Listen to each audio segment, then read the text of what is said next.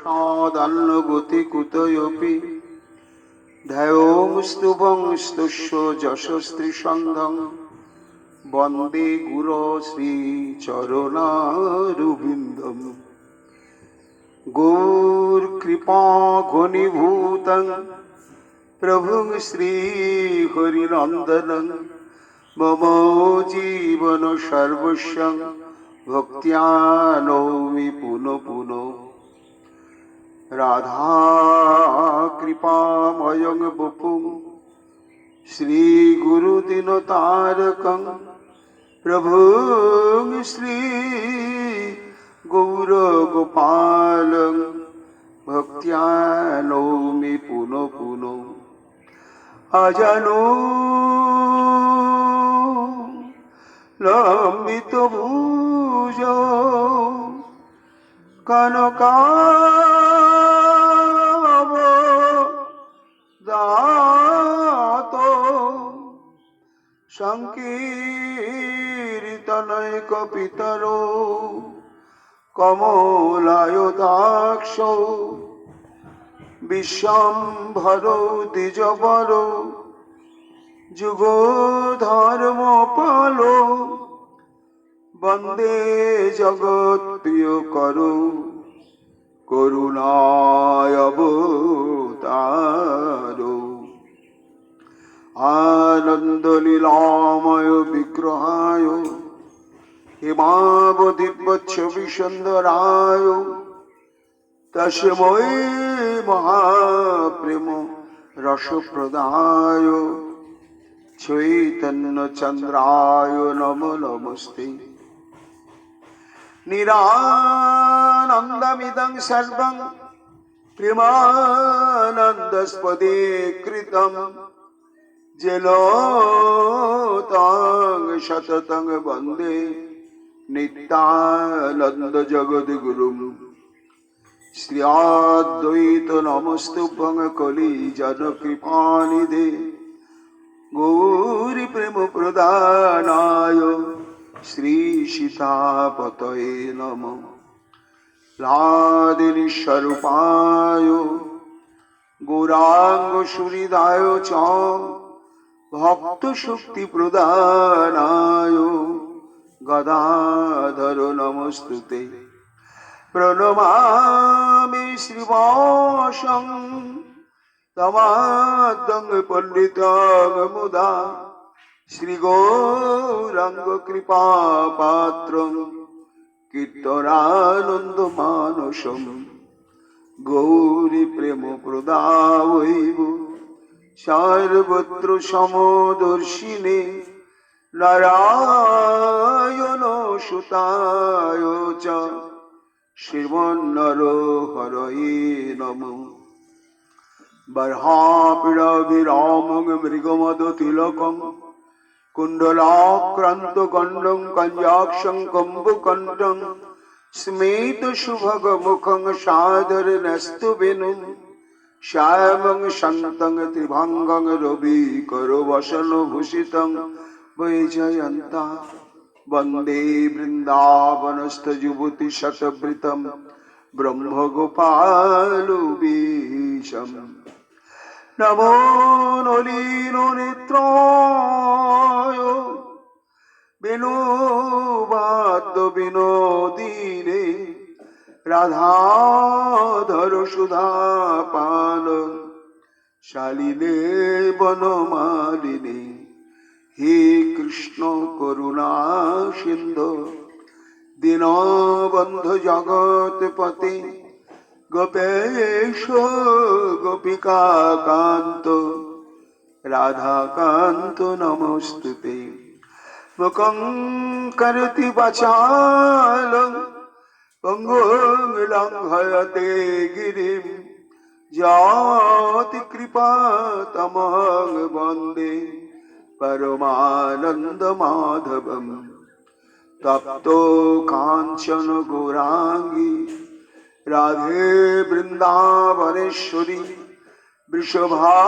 বৃষভানুসুতে দেবী তং নমামি হরিপ্রিয়ে মহাভাব স্বরূপাতং কৃষ্ণ প্রিয়া বরিয়সী প্রেমী ভক্তি প্রদে দেবী রাধিকাত্তং নমাম্যহম বন্দে নন্দ ব্রজস্ত্রীণাং পদোরেণুমভিঘ্নশ যশাং গুরি কথোদ্গীতং পুনাতি ভুবনত্রয়ম আচতুর্বদন ব্রহ্মা দিবাহুর পরোহুরি অভালোচন শম্ভুর ভগবান বদরায়ণী यं प्रभयन्तमनुपेतमपेतकृत्यं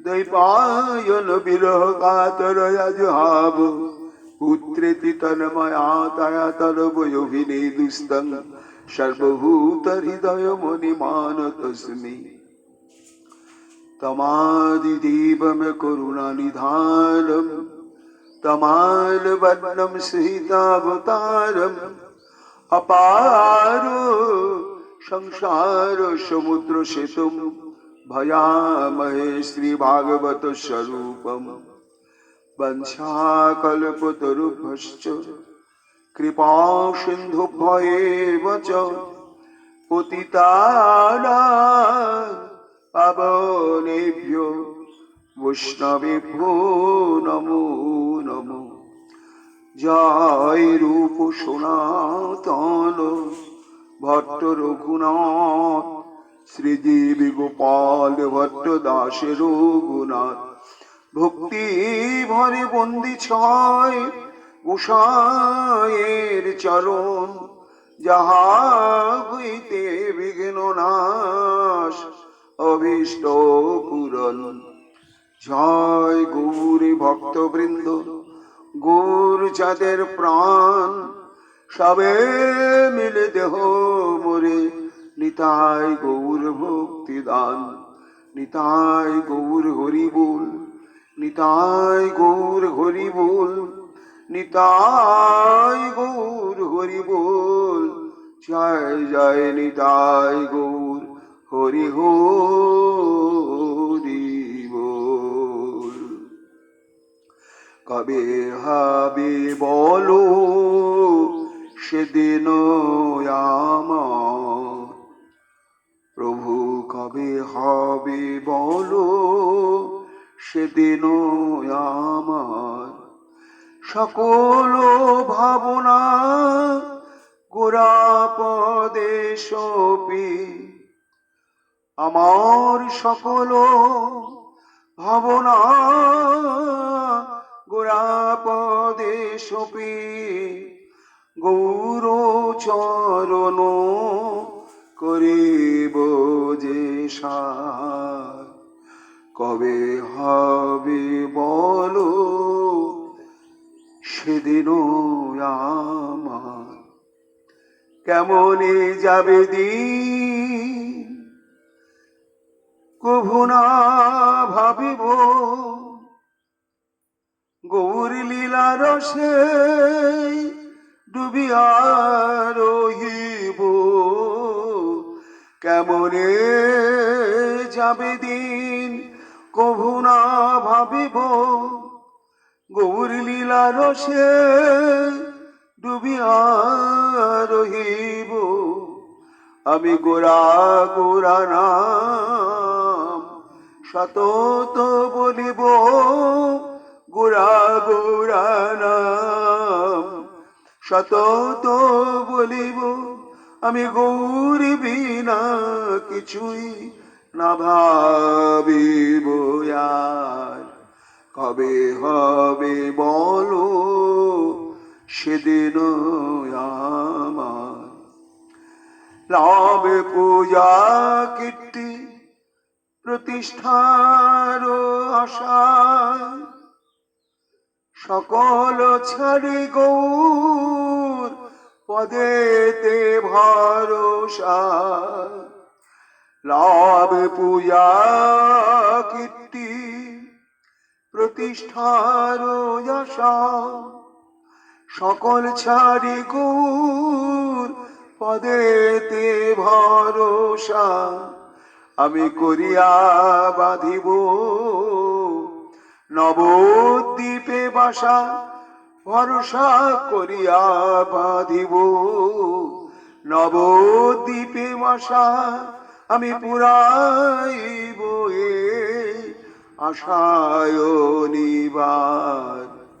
কবে হবে বলো সেদিন আমার, নবদ্বীপের পথে সুরধ্বনি তীরে, নবদ্বীপের পথে সুরধ্বনির তীরে, আমি গৌর গৌর বলি ডাকি উচ্চ স্বরে। নবদ্বীপের পথে সুরধ্বনির তীরে, আমি গৌর গৌর বলি ডাকি উচ্চ স্বরে। আমি ডাকিব ভাসিব নয়নের নীরে, জনম সফল করিব আমার। কবে হবে বলো সেদিন আমার, আমার সকল ভাবনা গোরা পদে সপি, আমি গৌর চরণ করিব যে সার। কবে হবে বলো সেদিন আমার, গৌর আমার প্রাণ সর্বস্ব ধন, সে যে প্রেম আরাধ্য হৃদয় রতন। গৌরাঙ্গ আমার প্রাণ সর্বস্ব ধন, সে যে প্রেম আরাধ্য হৃদয় রতন। সেই গৌর নামাক্ষর করিয়া যতন, গৌর নামাক্ষর করিয়া যতন, আমি করিব অঙ্গের অলঙ্কার। আমি সারা অঙ্গে গোরা নাম লিখিব, ওই তো আমার অঙ্গের ভূষণ। সারা অঙ্গে গোরা নাম লিখিব, গৌর নামাক্ষর করিয়া যতন, আমি করিব অঙ্গের অলঙ্কার। কবে হবে বলো সেদিন আমার, গৌরাঙ্গ লীলা অতি অনুপম, স্মরণ করিব ধরি অষ্টজাম। শ্রী গৌরাঙ্গ লীলা অতি অনুপম, আমি স্মরণ করিব ধরি অষ্টজাম। সেই গৌরাঙ্গ লীলা রসে ডুবিও বিরাম, গৌর লীলা রসে ডুবিও বিরাম। আমি মায়া জলধি হইব যে পার। কবে হবে বলো সেদিন আমার, সকল বাসনা গোরা পদে সপি, আমি গৌর চরণ করিব যে সার। কবে হবে বলো সেদিন আমার, নবদ্বীপে যত তৃণ তরুলতা, পশু পাখি কি পতঙ্গাদি তথা। তারা কেউ তো পশু পাখি নয়, সবাই গৌরী পরিকর। নবদ্বীপের সাবর জঙ্গমে কীট পতঙ্গ, সবাই গৌরাঙ্গ পরিকর। তারা পশু পাখি কেউ নয়। নবদ্বীপে যত তৃণ তরুলতা, পশু পাখি কি পতঙ্গাদি তথা।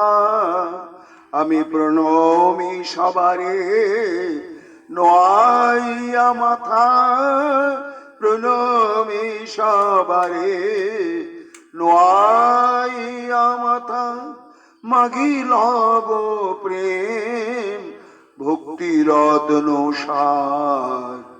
কবে হবে বলো সেদিন আমার, আমার সকল ভাবনা গোরা পদে সপি। গৌর চরণ করিব যে সার। কবে হবে বলো সেদিন আমার। কহিছে সর দামোদর দাস, নাহি মনে প্রভু জন্য অভিলাষ।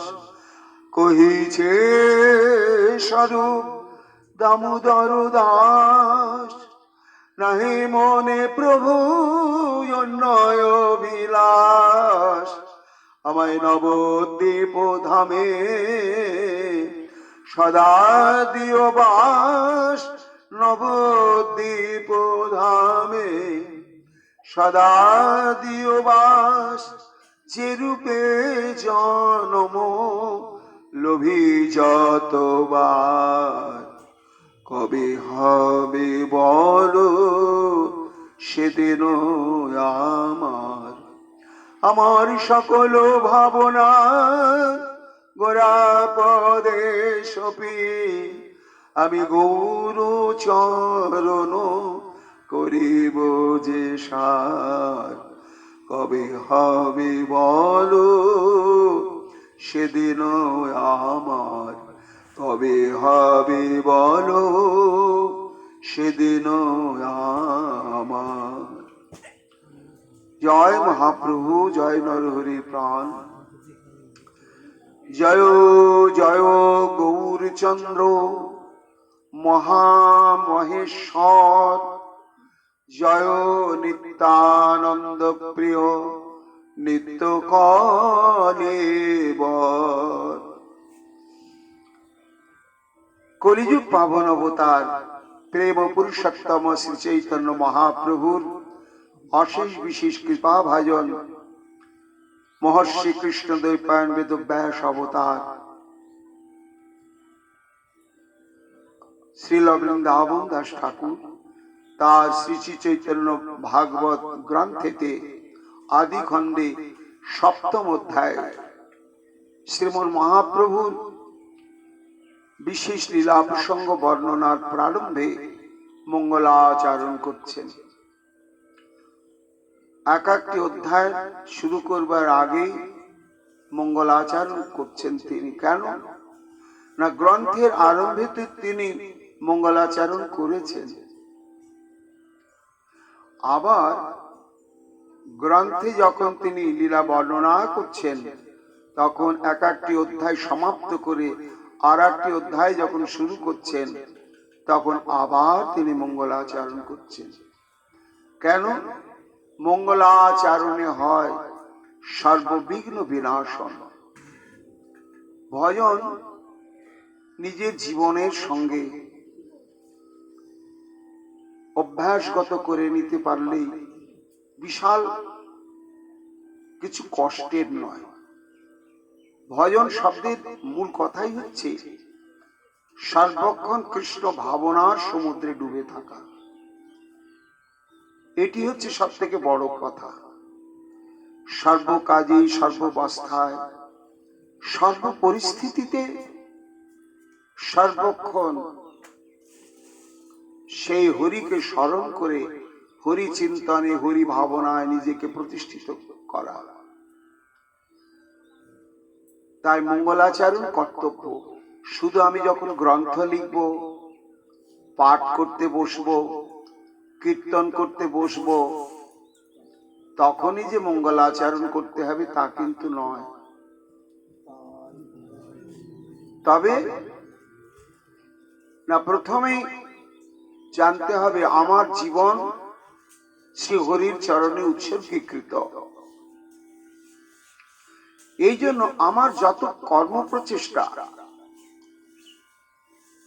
সেই কর্ম প্রচেষ্টার উদ্দেশ্যই হচ্ছে শ্রী ভগবানের সেবা, তার সুখ। তিনি আমাকে মন দিয়েছেন, বাক শক্তি দিয়েছেন, আর এই সমস্ত ইন্দ্রিয় দিয়েছেন। কেন দিয়েছেন? না, এই সব দিয়ে তুমি আমাকে প্রেম মাখিয়ে সেবা করো, এটাই আমার প্রয়োজন। আর কিচ্ছু প্রয়োজন নাই ভক্ত। হে বিশ্বের জীব, আমি তোমাদের কাছে শুধু চাই প্রেম সেবা, প্রেম সেবা, প্রেম সেবা। তাহলে আমাদের যদি জীবনের সমস্ত কর্ম প্রচেষ্টায় শ্রী গোবিন্দের জন্য, মহাপ্রভুর জন্য হয়, তখন কি না, যা কিছু করতে যাব সমস্ত কর্মের শুভারম্ভেই মঙ্গলাচরণ কর্তব্য। সমস্ত কর্ম। আমি বাজারে যাচ্ছি, তুমি বড় সাধু হয়েছ, বেচা কেনা করতে বাজারে যাচ্ছে, আবার কষ্ট কষ্ট বলতে বলতে বলুন, যে যা বলবার বলুন। কিন্তু আমি জানি বাজারে যাচ্ছি কেন না, যদি আমি কিছু ক্রয় করতে যাই, তার ঠাকুরের জন্যই যাচ্ছি, এটাই আমার ভজন। আর এই যে কর্ম করতে আমি পাটা তুলছি, তখনই মঙ্গলাচরণ মানে কি, মনে প্রাণে গোবিন্দকে স্মরণ করা। আমি বেরোনোর সময় যেন ভুলে না যায় তার কথা, তার উদ্দেশ্যে প্রণাম করে, শরণাগতি প্রার্থনা করে, যেটি মহাজন বলছেন, কানহাইয়া তেরি নাম পর চল রহা হ্যায় তেরি দেওয়ালা, हर मुसीबत बचाकर मंजिल में पहुंचा देना। एरी नामी तो भजन बाबा। हे कन्हैया, तेरे प्यारे कन्हैया, तेरे नाम पर चल रहा है तेरी देवाला। আমি তো তোমার চরণ সঁপে দিয়েছি, আমার শ্বাস প্রশ্বাসটাও তোমার উদ্দেশ্যে। আমি মলমূত্র ত্যাগ করি, সেটা নিকৃষ্ট কর্ম বলে মনে হলেও তোমার জন্য। কেন না, ওটি ত্যাগ না করলে শরীর সুস্থ থাকবে না। শরীর সুস্থ না থাকলে আমি প্রাণ ভরে তোমাকে ভালোবেসে সেবা করতে পারবো না। তাহলে জীবনের সমস্ত কর্ম প্রচেষ্টায় যখন কৃষ্ণের উদ্দেশ্যে হয়ে যাবে, তখন তার সমস্ত কর্ম করবার মুহূর্তে কানহাইয়া তেরি নাম পর চল রহা হ্যায় তেরি দেওয়ালা, তোমার নামের পাগল, তোমার নামকে বুকে নিয়ে কর্ম সাধনে চলল। উত্থান পতন, লাভ লোকসান তুমি সব বুঝে নিও, এরই নামে ভজন। এই জন্য মঙ্গলাচরণ শুধু যে আমি পাঠ করতে বসবো, কীর্তন করতে বসবো, গ্রন্থ লিখতে বসবো, তখনই মঙ্গলাচরণ না। জীবনের প্রত্যেকটি শ্রীহরির সেবার্থে যখন আমি কর্ম সাধনে উদ্যোগী হব, আরম্ভ করতে যাব, তখনই আমাদের মঙ্গলাচরণ কর্তব্য। গুরুদেবকে, তারপরই হচ্ছে ইষ্টদেবকে, তার নাম কি। এই জন্য বৃন্দাবন দাস ঠাকুর শ্রী চৈতন্য ভাগবত যখন প্রারম্ভ করছেন, তখন মঙ্গলাচরণ করলেন। আবার প্রত্যেকটি অধ্যায়ের শুরুতে মঙ্গলাচরণ করছেন। কেন না, সাহিত্যিক তার সাহিত্য প্রতিভার দ্বারা জগৎ মোহনকারী সাহিত্য সৃষ্টি করতে পারে। একজন কবি তার অলৌকিক কবিত্ব প্রতিভার দ্বারা বিশ্বকবি হতে পারে, কিন্তু ভগবানকে নিয়ে কথা বলা, ভগবানকে নিয়ে কিছু লিখতে যাওয়া, এটা কখনো প্রতিভা শক্তির দ্বারা হয় না, পারা যায় না। এই কৃপা শক্তির পেছনেই থাকে ভগবত কৃপা শক্তি, গুরু বৈষ্ণবের কৃপা শক্তি। আমরা চৈতন্য চরিতামৃতে দেখেছি, যখন এই বৃন্দাবন দাস ঠাকুর চৈতন্য ভাগবত গ্রন্থ রচনা করলেন, তো সেটি তো তাড়াতাড়ি সারা ভারতবর্ষ ছড়িয়ে পড়ল। যেখানে যেখানে বাঙালি এবং মহাপ্রভুর আনুগত্য লাভ করেছেন এই সমস্ত গৌরগত প্রাণ, তারা মহাপ্রভু অপ্রকট হয়ে যাওয়ার পরে একেবারে যেন সবাই মুমূর্ষু হয়ে পড়লেন। আমাদের কোনো অবলম্বন থাকলো না, কি নিয়ে আমরা থাকব? সেই সময় ব্যাস অবতার বৃন্দাবন দাস ঠাকুর এই চৈতন্য ভাগবত প্রকট করলেন। তখনই সমগ্র এই গৌর বিরহ কাতর ভক্তগণ এই গৌর কথারূপ ভাগবত চৈতন্য ভাগবত গ্রন্থকে প্রাপ্ত হয়ে তারা মনে করলেন যেন আমরা গৌরকেই পেয়ে গেলাম। এই জন্য তখন তো কোনো ছাপাখানাও ছিল না, হাতে লিখে লিখে লিখে লিখে একেবারে ছড়িয়ে পড়েছিল নীলাচল, গৌরবঙ্গ, ব্রজমণ্ডল সর্বত্র। তারপরে যখন কৃষ্ণদাস কবিরাজ গোস্বামীপাদ বৃন্দাবনে ভজনের উদ্দেশ্যে গিয়ে উপস্থিত হলেন, তখন বৃন্দাবন দাসের শ্রী বিষ্ণু কৃষ্ণদাস কবিরাজ গোস্বামীপাদের ভগবত তত্ত্বজ্ঞান, বৈরাগ্য, নিষ্ঠা ইত্যাদি দর্শন করে সমস্ত বৃন্দাবনের বৈষ্ণবগণ তার কাছে কিছু পাওয়ার জন্য প্রত্যাশী হলেন।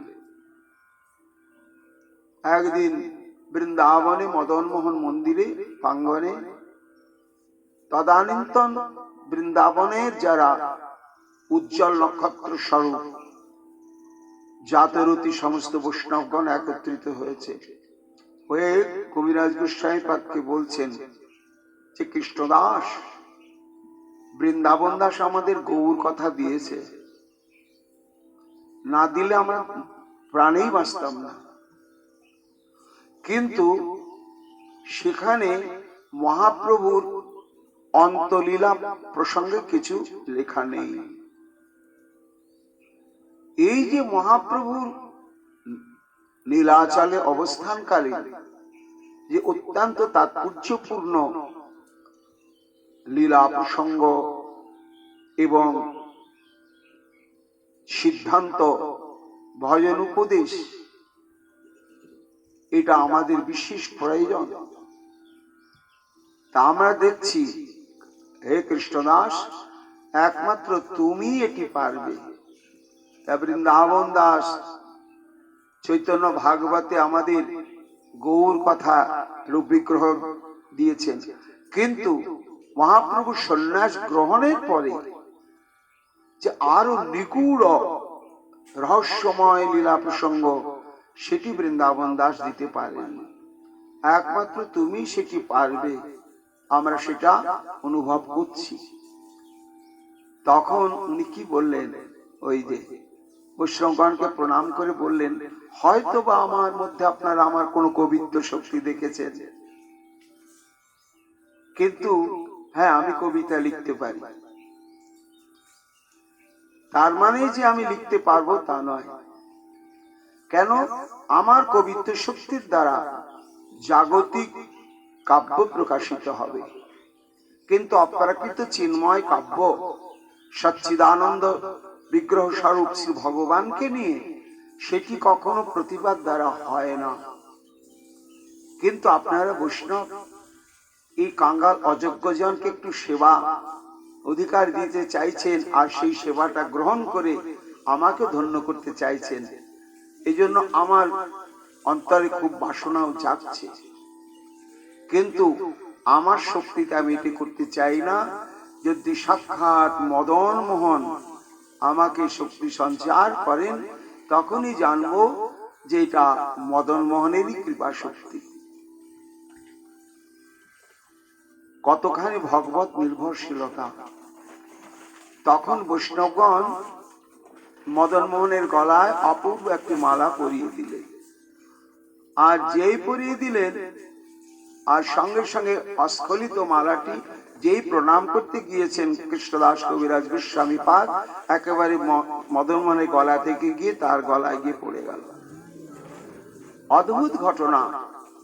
সঙ্গে সঙ্গে সমস্ত বৈষ্ণব মন্ডলীরা হরিধ্বনি দিয়ে উঠলেন, জয় কৃষ্ণদাস, তোমার কোনো চিন্তা নেই। এই তোমার আমিত্বটাকে যে তুমি নাশ করে রেখে দিয়েছ, এই জন্যই মদন মোহন তোমাকে অঙ্গীকার করে নিলেন লেখন যন্ত্র রূপে। আর সত্যি সত্যি তখনই কলমটা সরতে শুরু করলো। বন্দে নিশ গুরু নিশ ভক্তা নিশ মিশাবতারকান তৎপ্রকাশাংশ তৎশক্তি চৈতন্য সঙ্গকম। বন্দে শ্রীকৃষ্ণ চৈতন্য নিত্যানন্দ সহোদিত গৌরদয় পুষ্পবন্ত চিত্র সন্দৌ তমনিত। আরম্ভ হয়ে গেল। কেন না, জড়জাগতিক কাব্য সাহিত্য মেধা বুদ্ধির দ্বারা করা যায়, কিন্তু ভগবানের প্রসঙ্গ বলতে গেলে সরাসরি তার কৃপা চায়। আর এই কৃপাটা পাওয়া যায় দৈন্যের দ্বারা, অকপট দৈন্যের দ্বারা। গর্ত যেখানে থাকে সেখানে যেমন জল আপনা আপনি চলে যায়, গিয়ে জমে যায়, তেমনি যিনি যত অকপট ভাবে নিজের ভেতরে দৈন্য অবলম্বন করতে পারবেন, শ্রী ভগবানের কৃপা স্রোত তার মধ্যেই গিয়ে সঞ্চিত হবে। এটা স্বাভাবিক। এই জন্য বৃন্দাবন দাস প্রত্যেকটি অধ্যায় শুরু করবার আগে নিজেকে যেন মনে করছেন আমার শক্তিতে হবে না, প্রভু হে নিতাই চাঁদ, তুমি কৃপা করো, তোমার গৌরের কথা যেন বলতে পারি। তার কৃপা ব্যতিরেকে তার কথা বলা যায় না। এই বলে মঙ্গলাচরণ শুরু করলেন। জয় জয় গৌরচন্দ্র মহামহেশ্বর। একবার জয় নয়, দুইবার জয়। জয় জয়। জয় শব্দের তাৎপর্য কি? আমরা তো বলি জয় রাধারানী কি জয়, গুরু মহারাজ কি জয়, জয় জয় জয়। জয় শব্দের অর্থ কি? না, জয় শব্দের অর্থ হচ্ছে যিনি অনন্য সাধারণ তত্ত্ববিশেষ, তার মধ্যে যতগুলো গুণ শক্তি বৈশিষ্ট্য আছে, সমস্ত গুণ বৈশিষ্ট্য শক্তি সব নিয়ে যেন তিনি বিরাজিত থাকেন। এই বিরাজমানতা কামনা করে যে ধ্বনি প্রকাশ করা হয় সেটার নাম হচ্ছে জয়। তাই হে গৌরচন্দ্র, দুবার জয় দিলেন। বলে বৃন্দাবন দাস ঠাকুর একবার জয় দিলেই তো হতো, আবার দুবার দিলেন কেন?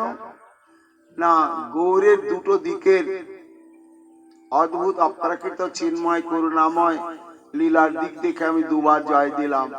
একটা জয় দিলাম কি, তিনি যুগাবতার যুগধর্ম নাম সংকীর্তন প্রবর্তন করতে এসেছেন। একেবারে অকাতরে অবিচারে সবাইকে তিনি নাম দিলেন। বলে নাম, কোন জাতির বিচার সূচি অসুচির কিছুই রাখলেন না।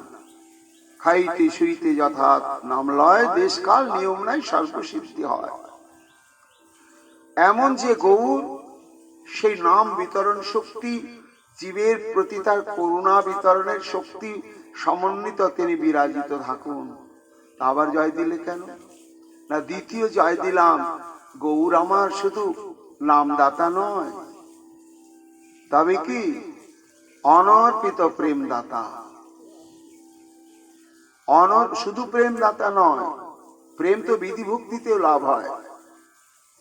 বিধি ভক্তির ভজন ঠিকভাবে করতে গেলেই প্রেম লাভ হয়ে যাবে, তাতে কি যায় আসে? তাহলে এই প্রেম কোনটি? অনর্পিত স্বভক্তি শ্যাম, অর্থাৎ নিজ বিষয়ক ভক্তি। সেই ভক্তিটি আবার কেমন? উজ্জ্বল রসাত্মক ভক্তি। তো দাস্য আছে, সখ্য আছে, বাৎসল্য আছে,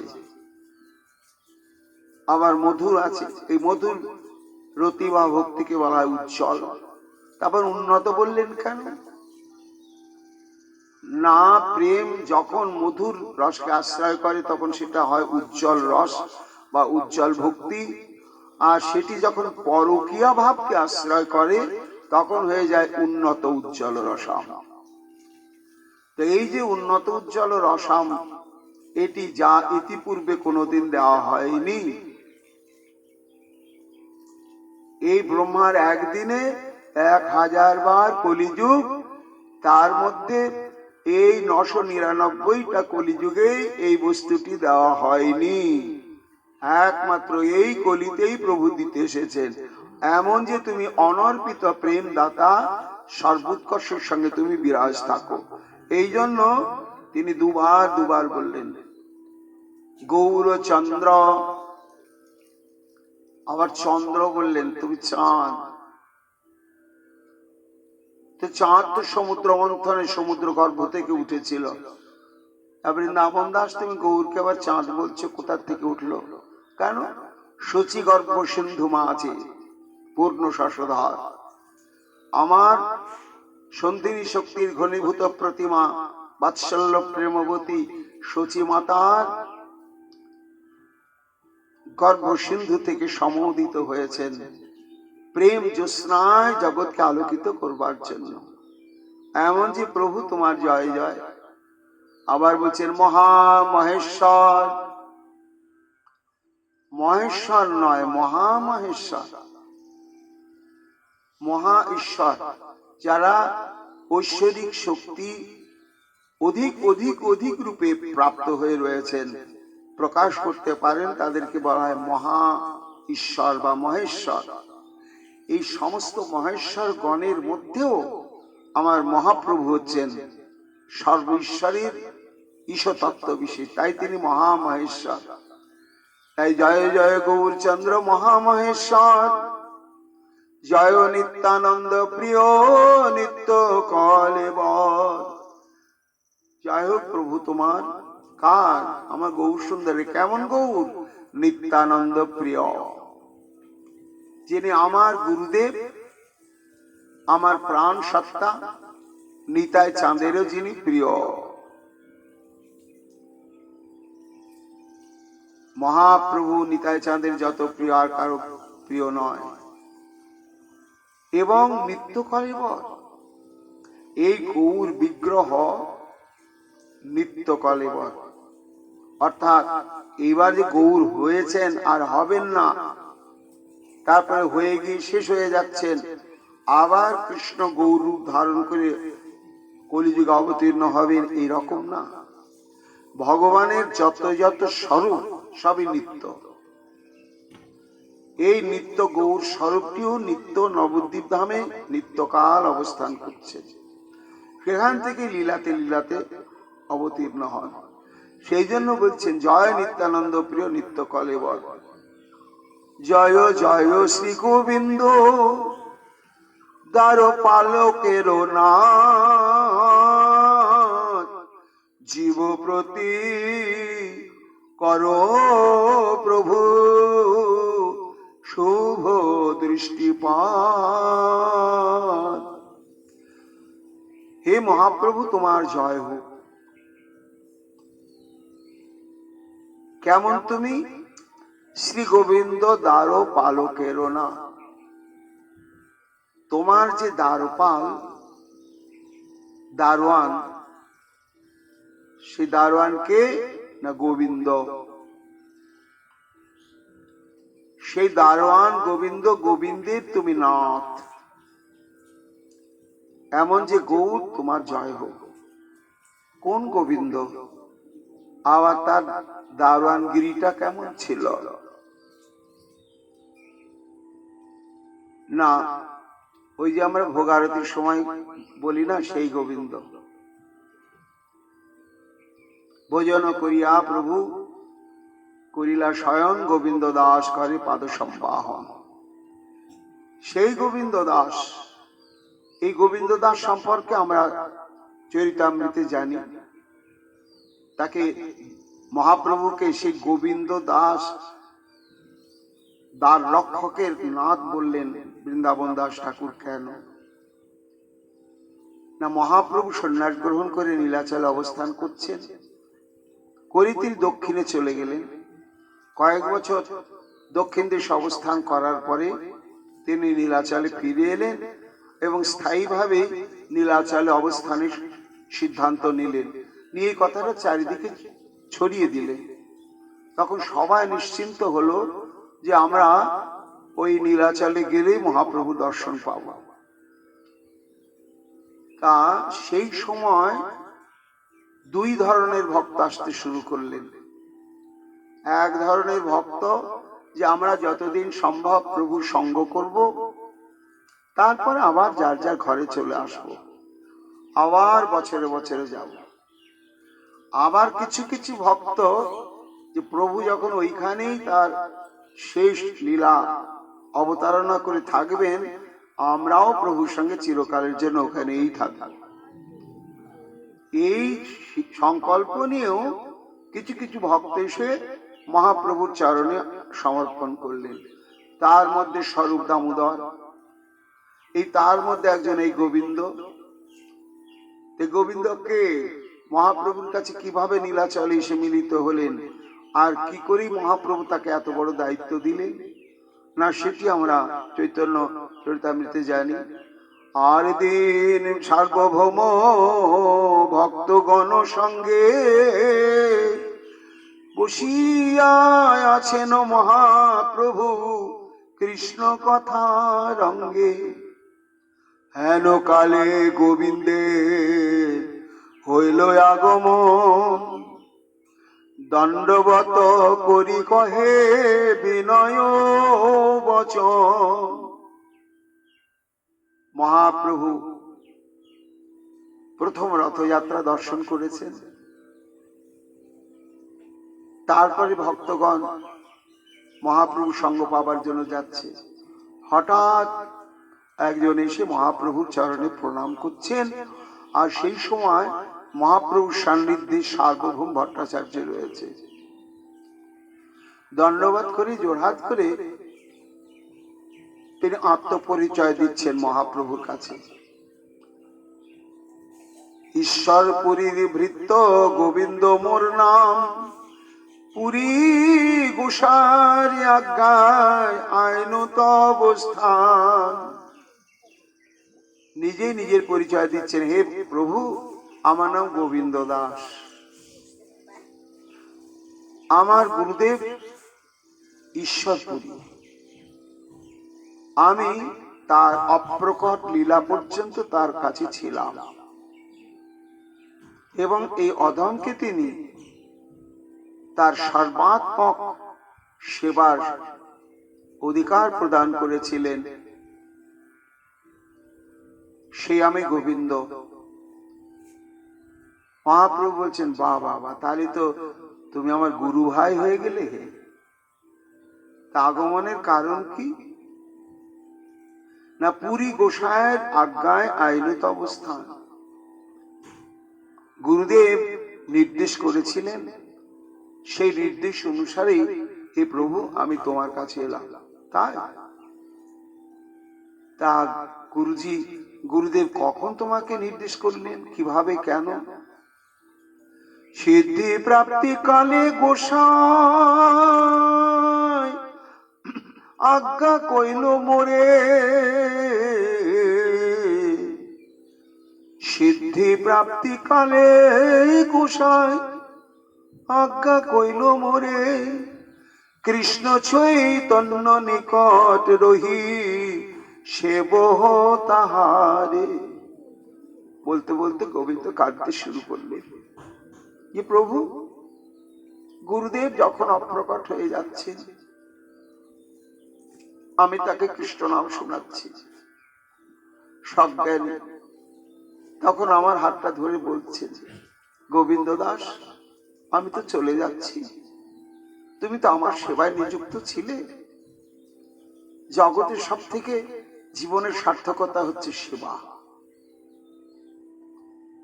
শরীরটা দিয়ে, মন দিয়ে, মনোবৃত্তি দিয়ে ভগবানের প্রীতির জন্য প্রেমযুক্ত যে প্রচেষ্টা, তারই নামই তো সেবা। তা আমি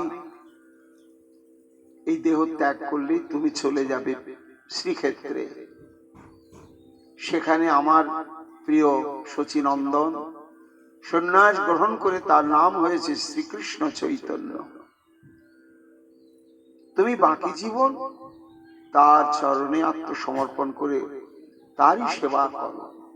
তাহলে আমি অপ্রকট লীলায় গেলেও, যেহেতু আমাগত প্রাণ কৃষ্ণ চৈতন্য, তার সঙ্গে আমি জড়িয়ে রয়েছি, আমারও খুব সুখ হবে, আমারও খুব আনন্দ হবে।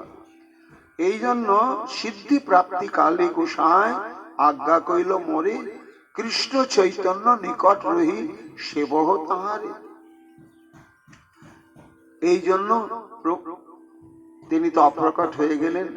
যথাবিহিত তার অন্ত্যেষ্টি ক্রিয়া সমস্ত আমি যথাসাধ্য সমাধা করলাম, করে এবার গুরু আদেশ মাথায় নিয়ে, হে প্রভু, এই তোমার কাছে উপস্থিত।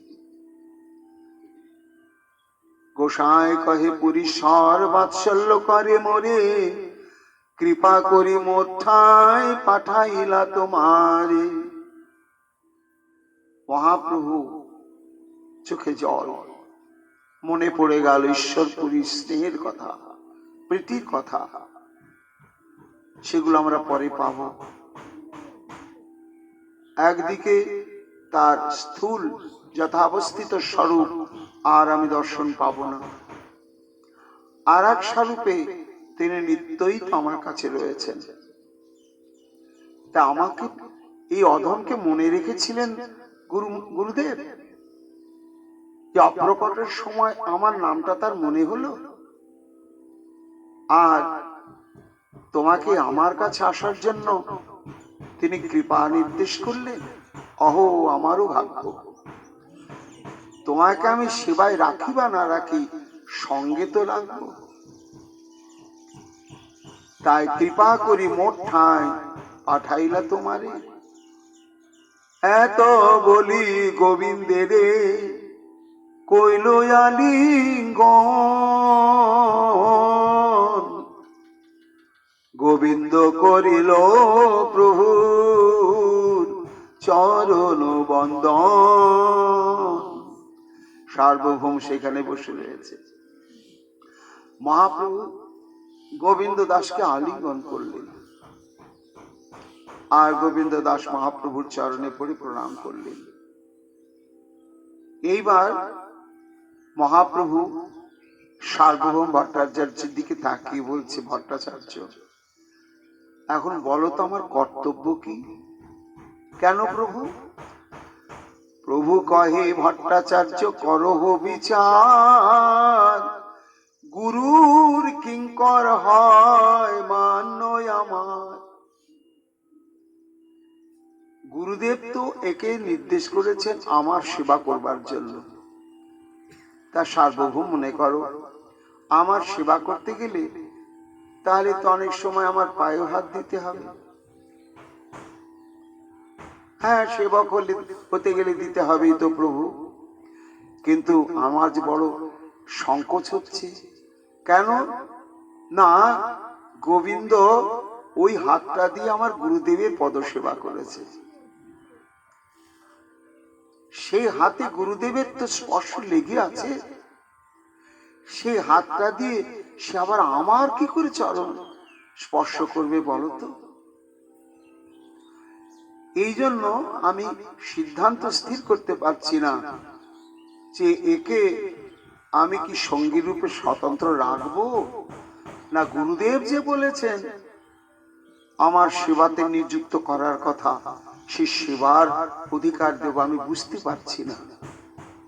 ইহাকে আপন সেবা করিতে না জুয়ায়, গুরু আজ্ঞা দিয়াছেন কি করি উপায়।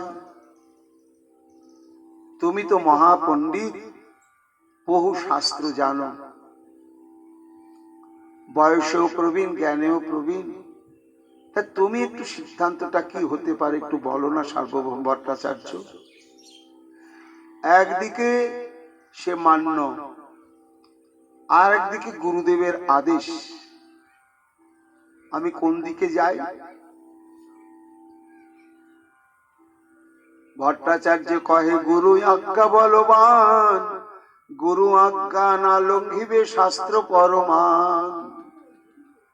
সার্বভৌম ভট্টাচার্য দৃঢ়তার সঙ্গে বললেন, প্রভু তুমি তো সর্বান্তর্যামী, তুমি কি জানো না? ওই নিখিল বেদ শাস্ত্রের একটাই সংবাদ, সেটি হচ্ছে কি না গুরু আজ্ঞা বলবান, আর সব বাহ্য জ্ঞান। এই গুরু বাক্যে যার অভ্রান্ত বিশ্বাস, তা তো সব হয়েই গেল। তুমি তো বললে ভট্টাচার্য এটা ভাবের কথা, কিন্তু শাস্ত্রে কি এরকম কোন দৃষ্টান্ত আছে যে অভ্রান্ত বিশ্বাস নিয়ে জগতের কাছে সেটা অবাঞ্ছিত বা অন্যায় মনে হলেও গুরুদেবের আদেশ, আমার পাপ হোক যাই হোক আমি পালন করবই, এই মনে করে গুরু আজ্ঞা বলবান জ্ঞানে কেউ কি এরকম কোনো কিছু সেবা করেছে, গুরু আদেশ পালন করেছে? তার কি কোনো সিদ্ধান্ত দৃষ্টান্ত রয়েছে? শুধু ভাবের বললে তো হলো না। তখন সার্বভৌম হেসে বলছে, তুমি জানো না, ঢং করছো গো, তুমি তো সর্বশাস্ত্র বেত্তা। ওই দেখো ভাগবত খুলেই দেখো, ভাগবতেই তো রয়েছে ষষ্ঠ অবতার পরশুরাম। এই পরশুরাম কি করেছিলেন? শুশ্রূষবান মাতুরি ভার্গবেণ পিতুর নিয়োগাদ প্রহিতং দিশদ্বৎ প্রত্যগ্রহিত অগ্রজ শাসনং তৎ আজ্ঞা গুরুণাং যা বিচারো নিয়া। দুটো দৃষ্টান্ত রঘুবংশ কাব্য থেকে উদ্ধৃতি দিলেন সার্বভৌম ভট্টাচার্য। একটা ত্রেতা যুগে আর একটা তারও আগে। সেটা কি দৃষ্টান্ত না যমদগ্নির কনিষ্ঠ পুত্র রাম, তিনি ছিলেন মহাশক্তিধর পুরুষ এবং অবতার, 10 অবতারের মধ্যে অন্যতম অবতার। তা তিনি গুরু পিতা, জন্মদাতাও পিতা গুরু, উপদেষ্টা পিতা গুরু, ধর্ম শিক্ষাও গুরু। কাজেই পরশুরামের মূল গুরুদেব হচ্ছেন যমদগ্নি মুনি। তা তিনি একবার আদেশ করেছিলেন তার স্ত্রী রেণুকাকে হত্যা করার জন্য। সব ছেলেদের ডেকে বললে, তোমার মাকে এক্ষুনি কেটে ফেলো আমার সামনে। সন্তানরা তো থরথর করে কাঁপতে শুরু করলে, কেউ পারলে না। কি অপরাধ ছিল মায়ের? না, হোমক্রিয়া আরম্ভ করতে যাবেন যমদগ্নি, তার জন্য পবিত্র জল আনতে হবে। সেই জল আনতে গিয়েছে তার সহধর্মিণী রেণুকা দেবী। তা বিশাল জলাশয়, সেখানে যে ঘাট থেকে জল নিতে গিয়ে উপস্থিত হয়েছেন, নিকটে একটি সুবিস্তৃত ঘাটে চিত্ররথ নামক একজন গন্ধর্ব রাজ, সে তার বহু পরমা সুন্দরী সব পত্নী বৃন্দকে নিয়ে উদ্ভ্রান্ত ভাবে জলবিহার করছে। তা নিজের সহধর্মিনীদের নিয়ে বিহার করছেন, কিন্তু উদ্ভ্রান্ত অবস্থায়, অঙ্গের বসনাদিও কখনো থাকছে না। এখন রেণুকা জল ভরতে ভরতে ওই দৃশ্যটা দেখতে দেখতে তাদের উদ্যম বিলাস ক্রীড়া দেখতে দেখতে একটু তন্ময় অবস্থায় এসে গেল। ভালোই তো লাগছে দেখতে।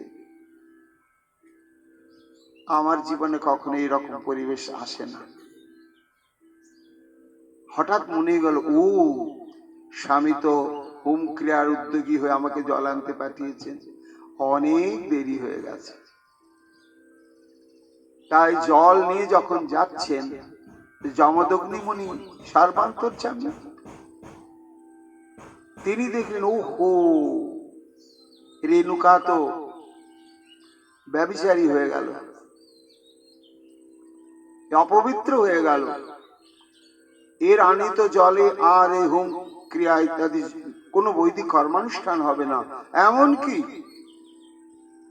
ওর দ্বারা আর কোন সেবা কর্মই হবে না, ও স্পর্শ করাও যাবে না ওকে।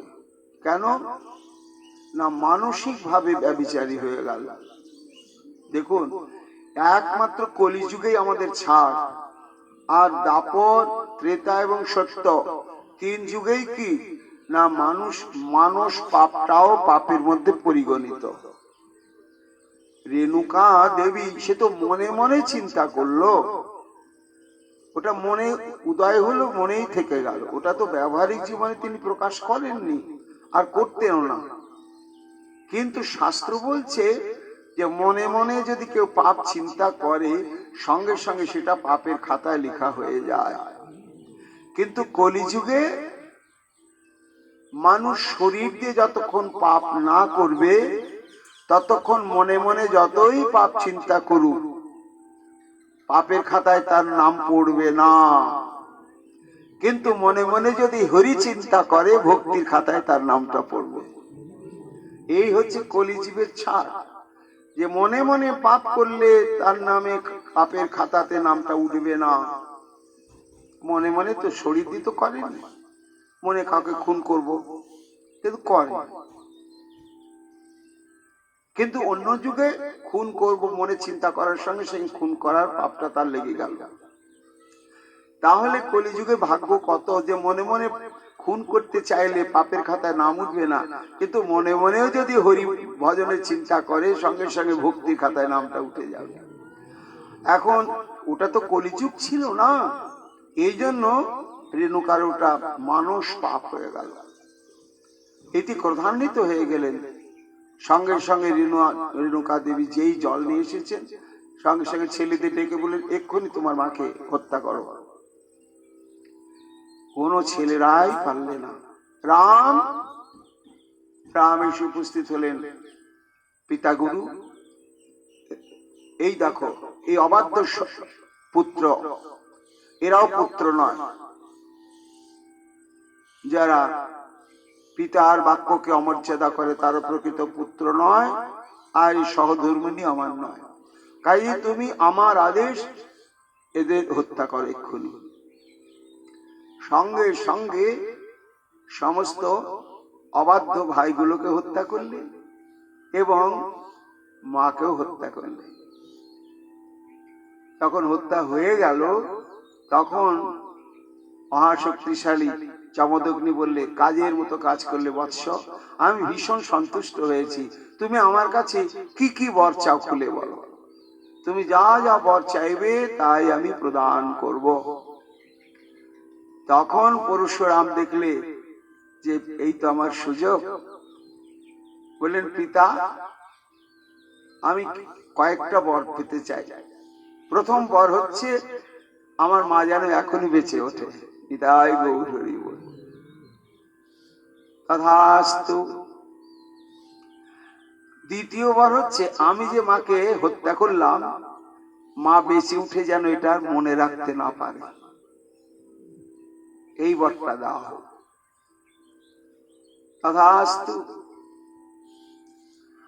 আমি যে ভাইগুলোকে হত্যা করলাম, ওরা জীবিত হোক, এবং জীবিত হয়ে আমি যে ওদের হত্যা করেছিলাম এই কথাটা যেন ওরা মনে না রাখতে পারে। তথাস্তু।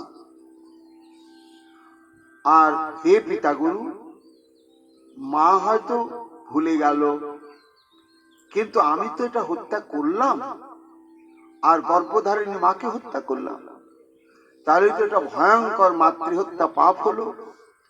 তাই আর একটি বর, আমার যেন এই কর্মের জন্য মাতৃহত্যা পাপটা না লাগে। তখন পিতা বলেন তথাস্তু।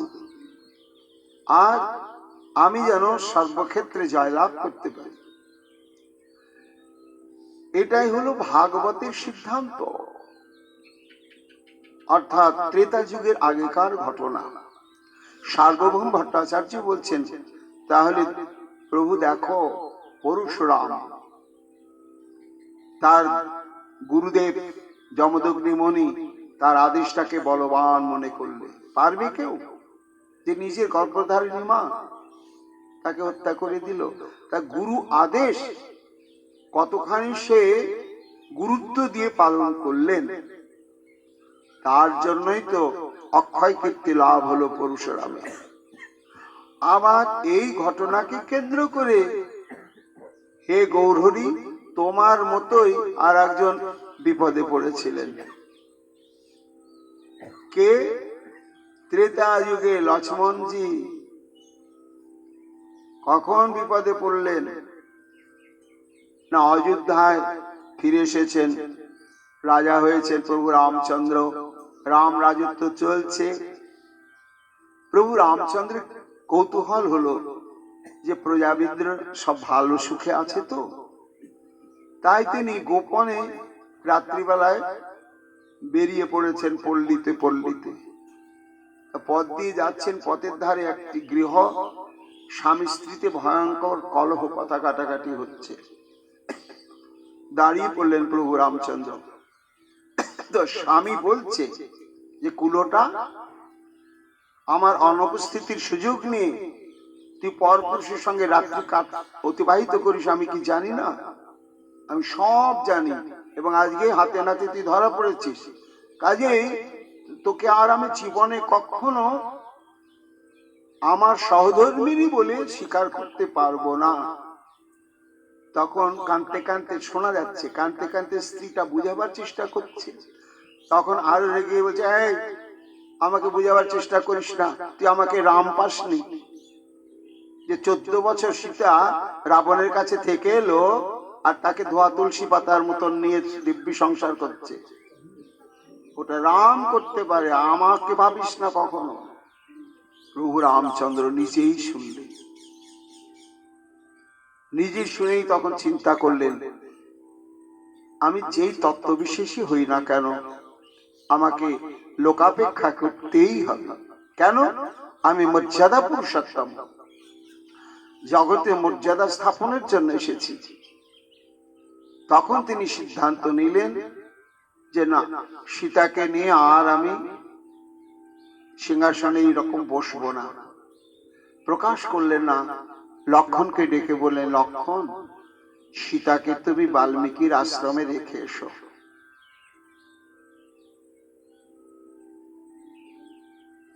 এখন লক্ষ্মণ বুঝতে পারলে যে এই রেখে আসা মানেই চিরকালের জন্যই সীতা দেবীকে পরিত্যাগ করছেন প্রভু,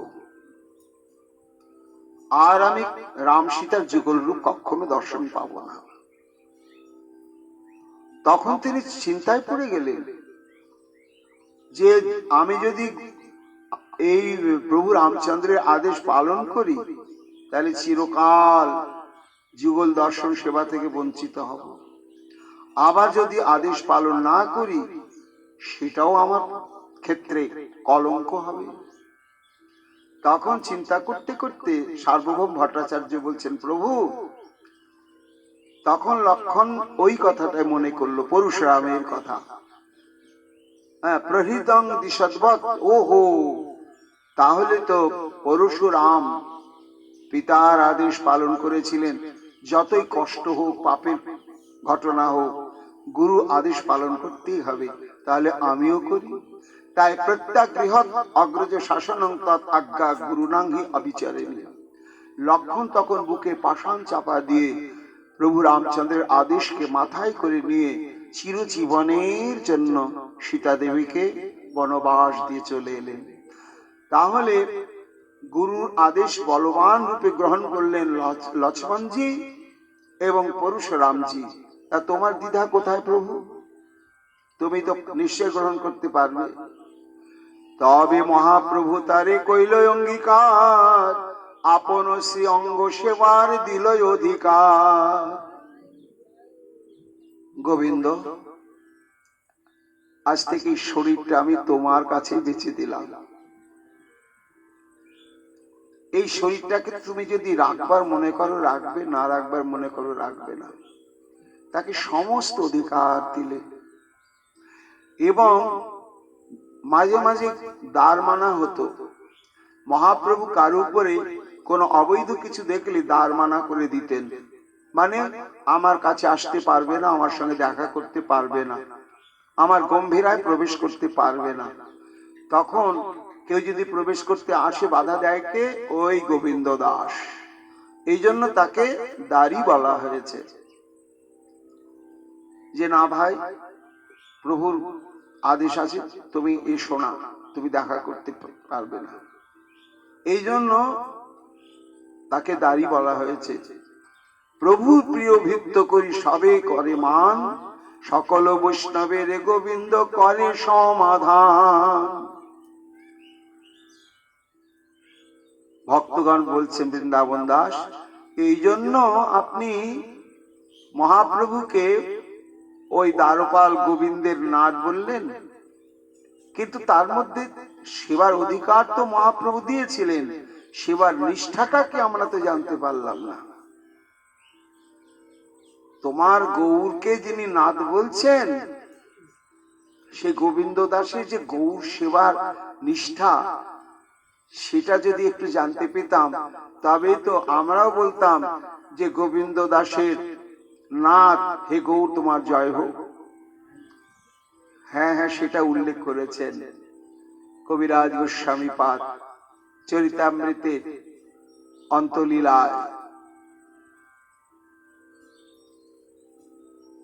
সভা লইয়া প্রভু কইল প্রসাদ ভোজন, সবাইকে বিদায় দিলা করিতে শয়ন।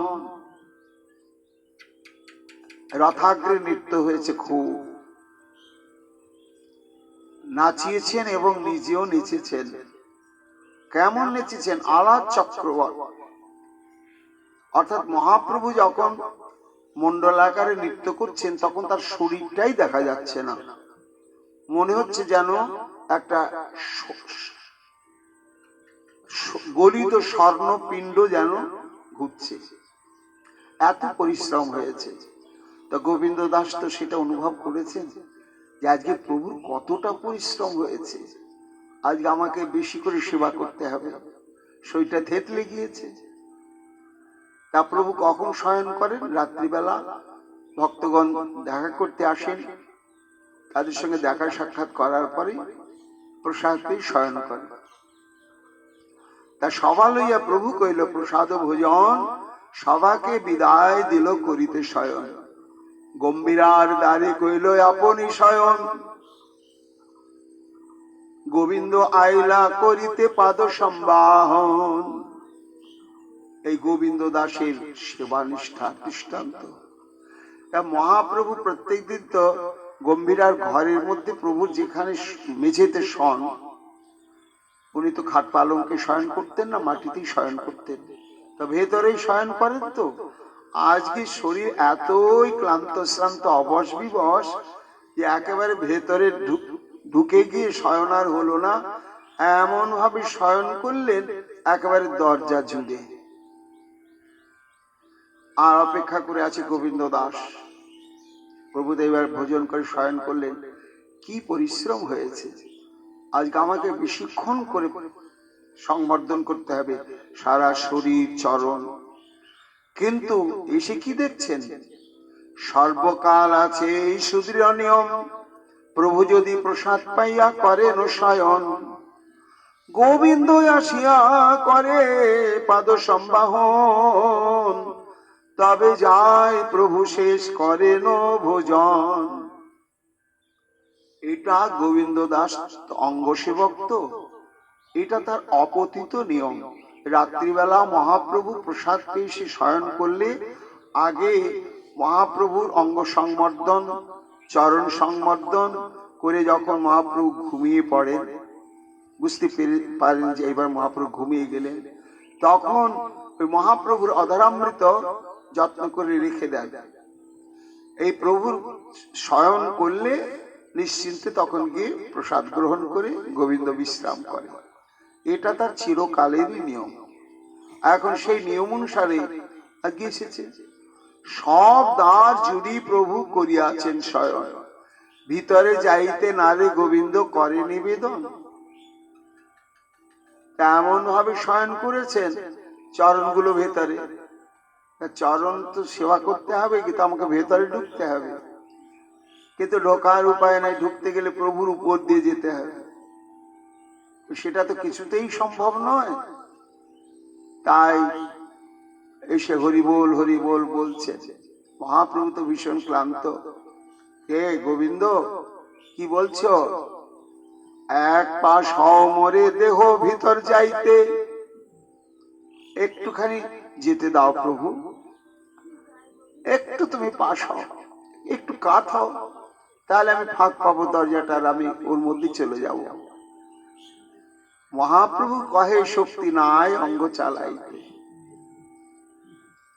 আমার আর নড়াচড়ার কোনো ক্ষমতা নাই গোবিন্দ, আমি এই পড়ে গিয়েছি তো পড়েই গিয়েছি।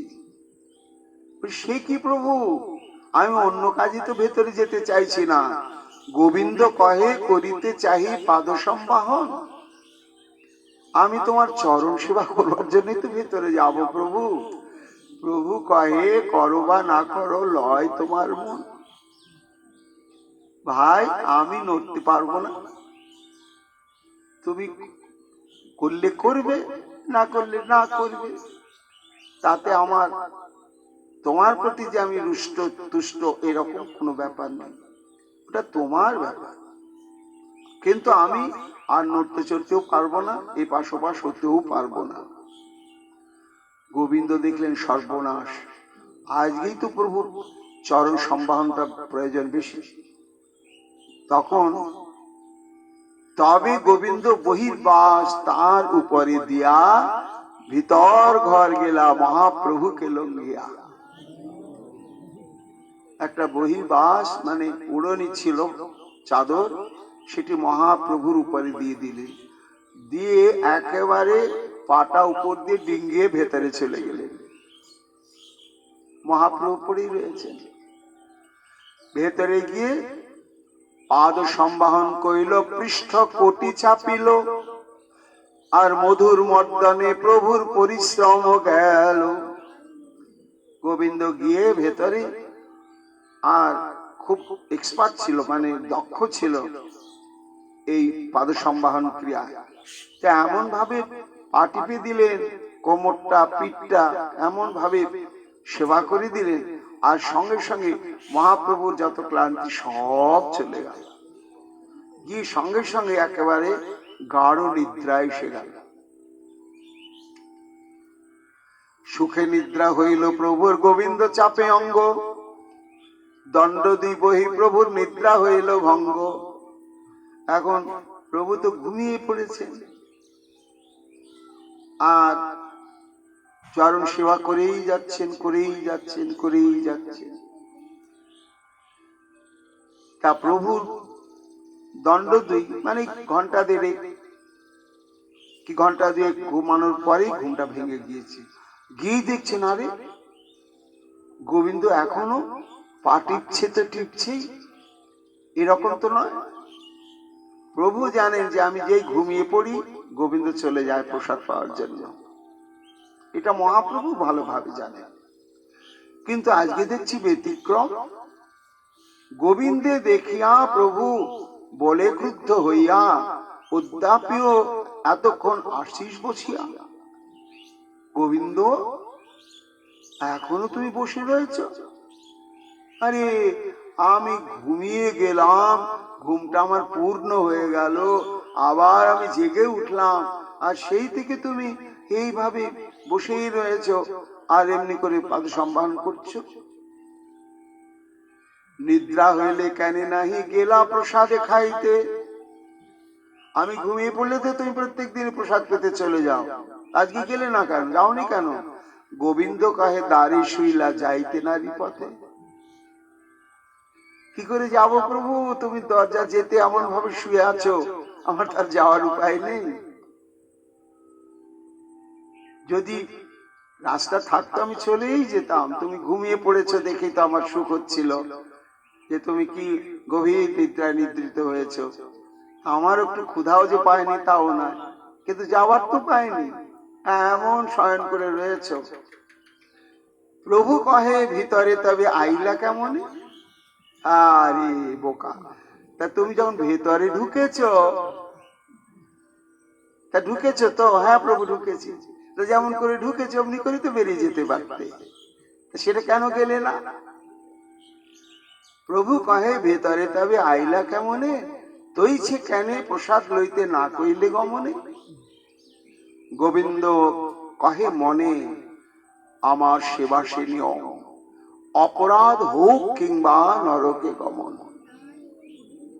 এটা মনে মনে গোবিন্দ আর মহাপ্রভু কথার উত্তর দিলেন না। এটা তুমি বুঝবে না গৌর। কেন না, আমি তোমাকে যে লঙ্ঘন করে এসেছি, শাস্ত্র বলেছে যে ভগবান বা গুরুদেব বা কোনো বৈষ্ণব বা কোনো প্রভু সন্তান, তাদের ব্যবহৃত কোনো দ্রব্যকে লঙ্ঘন করা যায় না, তাদের অঙ্গ প্রত্যঙ্গ লঙ্ঘন করা যায় না, এমনকি তাদের ছায়াকেও পর্যন্ত লঙ্ঘন করা যায় না, বলে ভয়ঙ্কর অপরাধ হয়ে যায়। এটা নিয়ম রয়েছে, শাস্ত্রে রয়েছে। কিন্তু তার উপরে বস্ত্র দিয়ে একেবারে তার উপরে পাটা দিয়ে ওপারে চলে গিয়েছে। কেন গিয়েছে? মহাপ্রভুর সেবার জন্য। আর এবার বেরোবে কেন না, নিজের ভোজনের জন্য। তাহলে আগেকার যে কর্মটি সেটি হচ্ছে কৃষ্ণ প্রীত্যার্থে বা মহাপ্রভুর প্রীত্যার্থে, আর পরের যে কর্মটি সেটা নিজের প্রয়োজনার্থে। এটাই মনে মনে বিচার করছে গোবিন্দ। সেবা লাগি কোটি অপরাধে নাহি গনি, স্বনিমিত্তে অপরাধ অভাসে ভয় মানি। গোবিন্দ কাঁদছে আর বলছে প্রভু তুমি তো বুঝবে না যে আমি তোমার উপর দিয়ে ডিঙ্গি এসেছি তোমার সুখের জন্য, আর আমি যাব সেটা আমার প্রয়োজন সাধনের জন্য। তো এই যে আমার প্রয়োজন সাধনের জন্য এই ডিঙ্গিয়ে যাওয়া কেন? ডিঙ্গিয়ে যাওয়ার কথাটা মনে হলেই মনে হচ্ছে আমার ভয়ঙ্কর অপরাধ হয়ে গেল, এই জন্য আমার পক্ষে তো যাওয়া সম্ভব নয়। এত সব মনে করি গোবিন্দ রহিলা, প্রভু যে পুছিলা তার উত্তর না দিলা। প্রত্যহ প্রভুর নিদ্রা আইলে যায় প্রসাদ লইতে, সে দিবসের শ্রম জানি রহিলা চাপিতে। যাইতেও পথ নাই যাইবে কেমনে, মহা অপরাধ হয় প্রভুর লঙ্ঘনে। এই সব হয় ভক্তি শাস্ত্রের সূক্ষ্ম ধর্ম, চৈতন্যের কৃপায় জানে এই ধর্ম বর্ম। বৃন্দাবন দাস ঠাকুর বলছেন ভক্তগণ দেখলে তো যে গোবিন্দের নাথ যে আমার মহাপ্রভু, কেন না গোবিন্দের সেবানিষ্ঠাটা কত বড়, কত গভীর তাৎপর্যপূর্ণ। সেই গোবিন্দের প্রেমে যিনি বাঁধা গম্ভীরায়, এমন যে প্রভু তোমার নিত্য জয় হোক জয় হোক জয় হোক এই বলে মঙ্গলাচরণে ভক্তের নাম সহ ভগবানের জয় ঘোষণা করছেন। তা জয় শ্রী গোবিন্দ দ্বারো পালকের নাথ। মহাপ্রভু যেন সামনে এসে দাঁড়িয়েছেন, কেন না ভক্তের নাম জুড়ে আমাকে ডেকেছে, তো ওই জন্য আমি না এসে থাকতে পারি না। আমাকে যদি আমার নাম দিয়ে শুধু কেউ ডাকে তা আমি আসি বা না আসি সন্দেহ থাকে, আর আমার সঙ্গে যদি আমার ভক্তের নাম জুড়ে দিয়ে কেউ ডাকে তখন আমি না এসে থাকতেই পারি না। তাই তুমি যে গোবিন্দের নাথ বলে আমায় ডাকলে, চলে এলাম। কি জন্য আমায় ডাকছো? ডাকছি প্রভু, একটা আবদার আছে। কি? জীব প্রতি করো প্রভু শুভ দৃষ্টিপাত। আমি গ্রন্থ লিখতে চলেছি জীবের কল্যাণের জন্য। তাই হে গোবিন্দের নাথ, তুমি গৌর হরি, একটু সমগ্র জীবের প্রতি তুমি শুভ কৃপা দৃষ্টিপাত করো। এই কৃপা দৃষ্টিপাত যেন যত কলিযুগ ততদিনই যেন থাকে। তুমি প্রকট থাকো বা না থাকো, তোমার নিত্য শাশ্বত এই কৃপা দৃষ্টিপাত যেন কলি প্রত্যেকটা জীবের উপরে চিরকাল দিবানিশি থাকে। এটাই তোমার কাছে চাইবার। তখন মহাপ্রভু এসে বললেন, তথাস্তু। তখন গ্রন্থ আরম্ভের জন্য প্রবৃত্ত হলেন।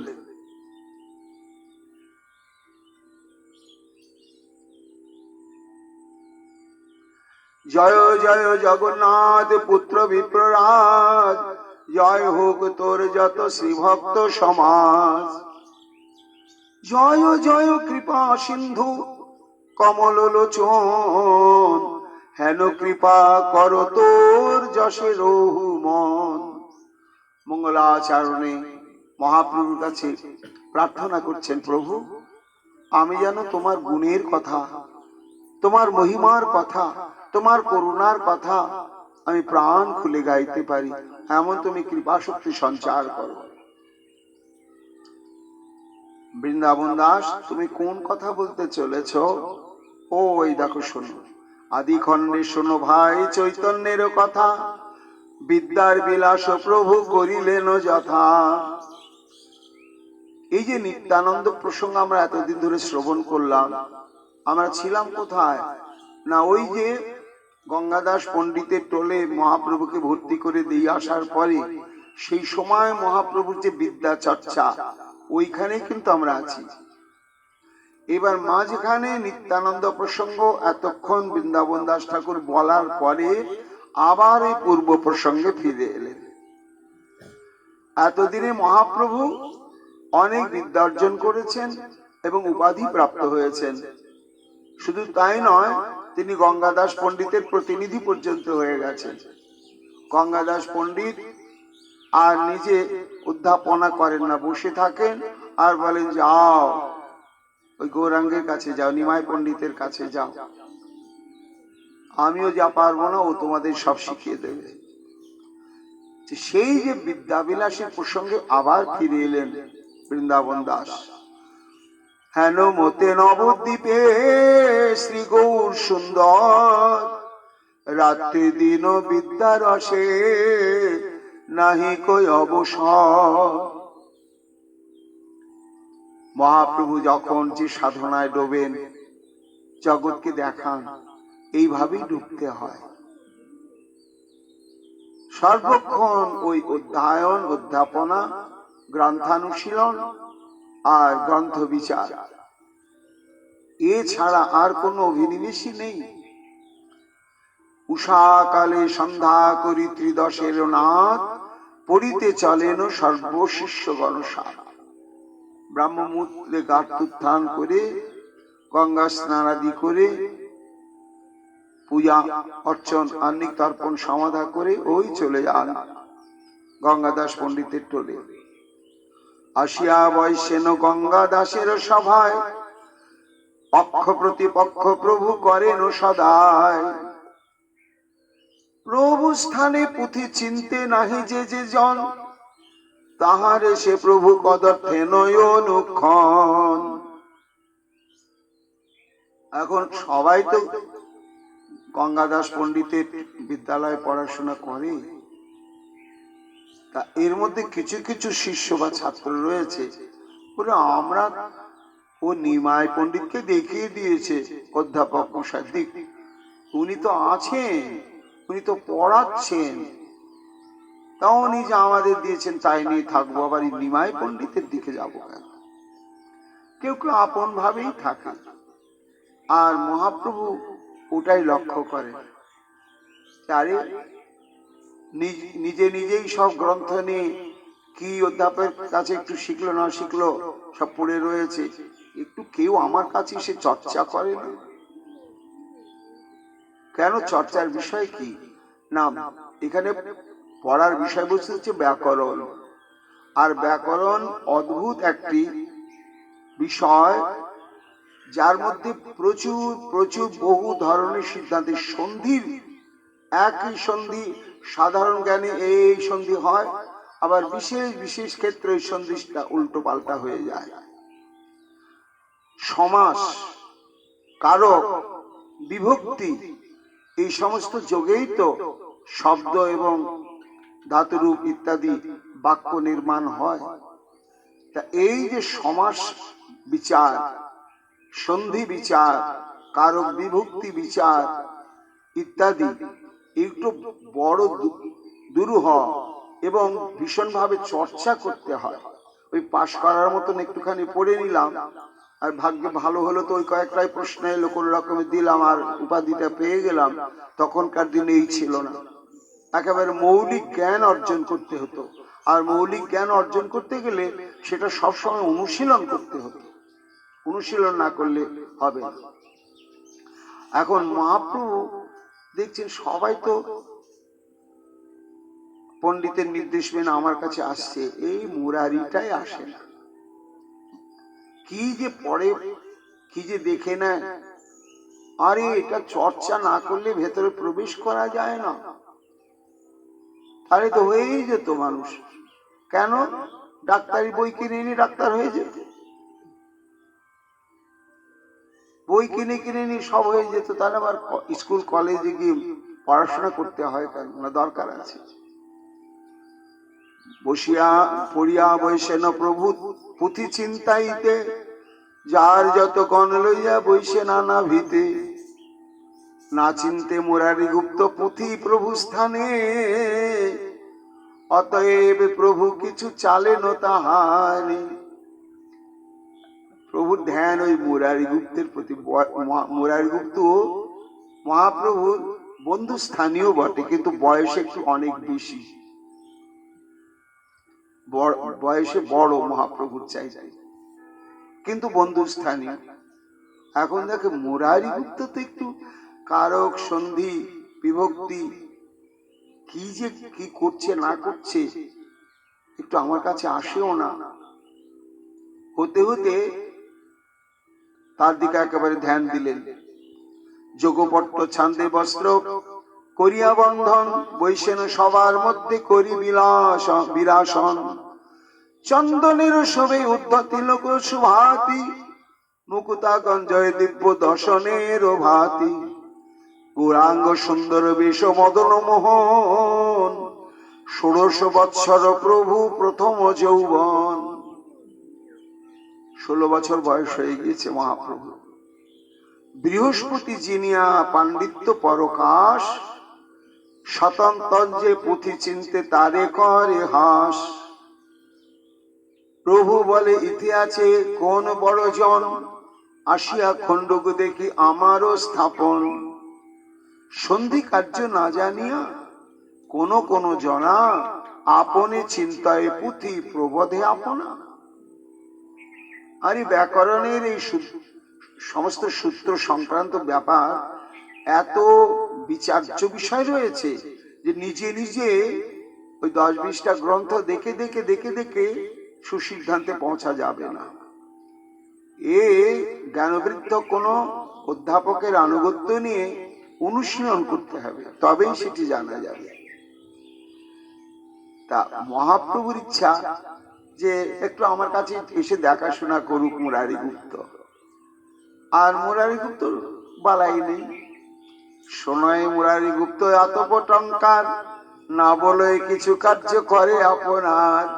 মুরারিও বুঝতে পারছে যে নিমা একটু চাইছে, আমি ওর কাছে গিয়ে বলে নিমাই সন্ধিটা একটু বুঝিয়ে দাও, কারক বিভক্তিটা বুঝিয়ে দাও। হ্যাঁ, আমি যাব না। তথাপিও প্রভু তারে চালেন সদায়, সেবক দেখিয়া প্রভু সুখী দ্বিজ রায়। শেষে মহাপ্রভু একদিন মুরারিকে ডেকে বললেন, ও মুরারি, প্রভু বলে, বৈদ্য তুমি ইহা কানে পড়ো, লতা পাতা নিয়ে গিয়া রুগী করো দর। জাতিতে বৌদ্ধ তো কবিরেজ।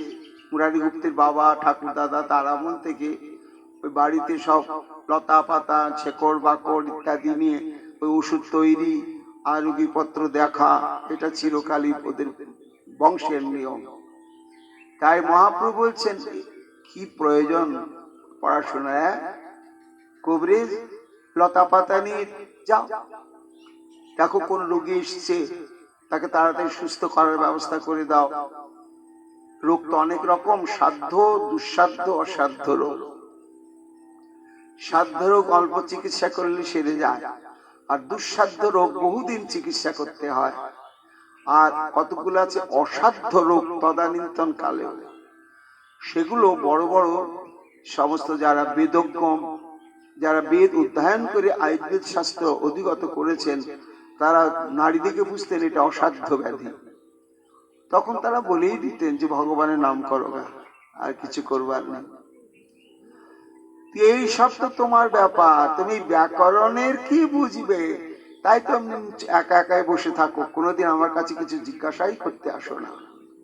ব্যাকরণ শাস্ত্র এই বিষমের অবধি, কপপিত্ত অজীর্ণ ব্যবস্থা নাহি ইতি। এটা ব্যাকরণ।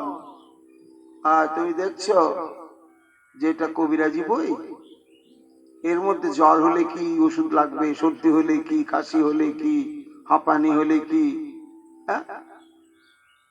এটা ব্যাকরণ। এই ব্যাকরণে যদি কারো উৎপত্তি জ্ঞান এসে যায়, হয়ে গেল তার সব। মনে মনে চিন্ত তুমি কি বুঝিবে ইহা, ঘরে যাও তুমি রোগী দঢ় করো গিয়া। তোমায় টলে আসার কোনো কাজ নেই। রুদ্র অংশ মুরারি পরম খরতর, তথাপিও নহিল ক্রোধ দেখি বিশ্বম্ভর। বৃন্দাবন দাস বলছেন, রুদ্র অংশ মুরারি। মুরারিকে ত্রেতা যুগের হনুমান, সাক্ষাৎ হনুমান। আর এই হনুমানের মধ্যে রুদ্রদেবের অংশ রয়েছে। তা রুদ্র হচ্ছে ক্রোধের দেবতা।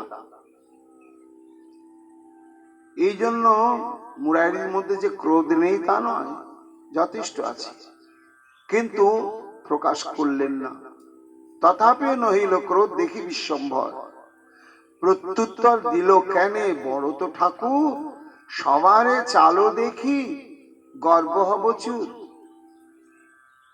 কি গো ঠাকুর, সবাইকে যদি খালি খুঁচাচ্ছ, তোমার কাছে কেউ একটু আসছে না, জিজ্ঞাসা করছে না, জানতে চাইছে না,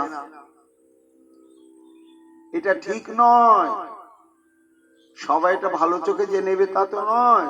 এতে তোমার একটা অহংকারী প্রচার হচ্ছে যে তোমার চাইতে বড় পণ্ডিত আর ব্যাকরণী আর কেউ নেই। সূত্রবৃত্তি পাঁজি টিকা যত হেন করো, আমা জিজ্ঞাসিয়া কি না পাইলা উত্তর। তুমি আমাকে নিয়ে সমালোচনা করছো কেন? কোনদিন আমাকে ব্যাকরণের কোন তত্ত্ব নিয়ে জিজ্ঞাসা করেছ? তা তো করোনি। জিজ্ঞাসা করে যদি সঠিক উত্তর না পেতে, তাহলে বলতে যা লতা পাতা নিয়ে কবিরাজি করবে।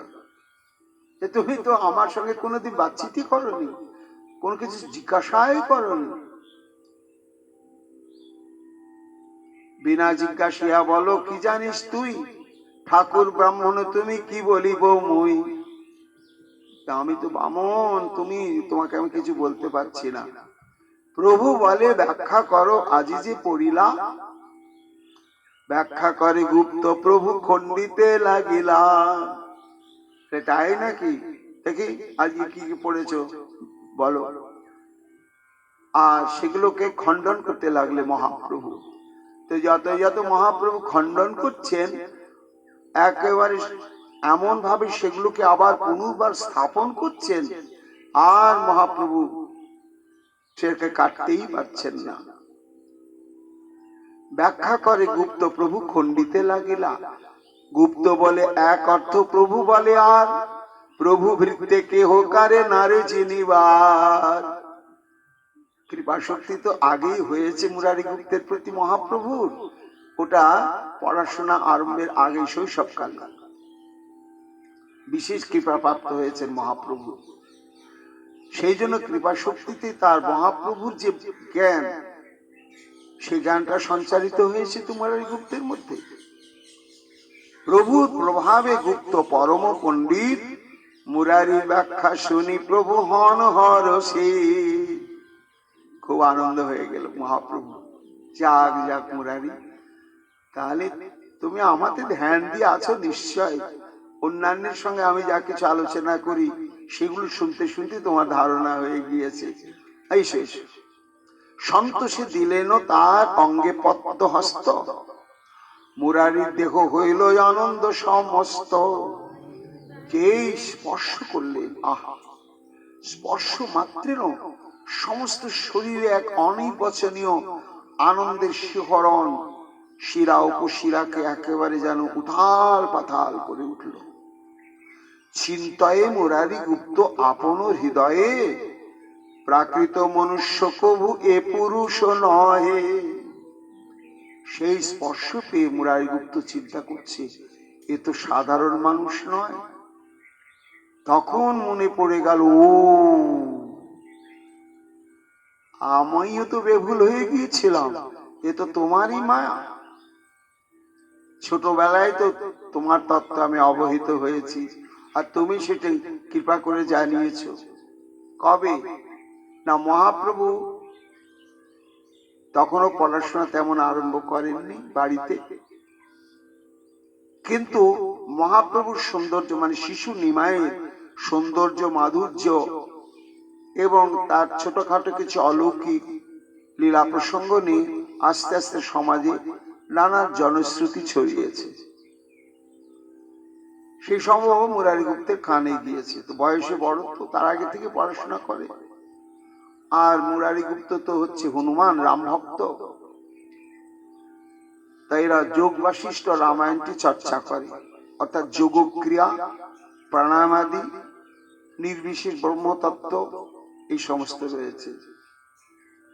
সবে মিলি খেলা খেলে গুপ্ত বেজা হেন কালে, সেই পথে আইলায় আচম্বিত। তার যত নিজজন সঙ্গে করে আগমন, জ্ঞান পথে বিচারে পণ্ডিত। ছোট্ট নিমাই সব এক গাদা বালকদের নিয়ে রাস্তার ধারে সব খেলা খেলছে। আর সেই সময় মুরারি গুপ্ত তার কিছু প্রিয়জনকে নিয়ে শাস্ত্র চর্চা করতে করতে রাস্তা দিয়ে যাচ্ছে।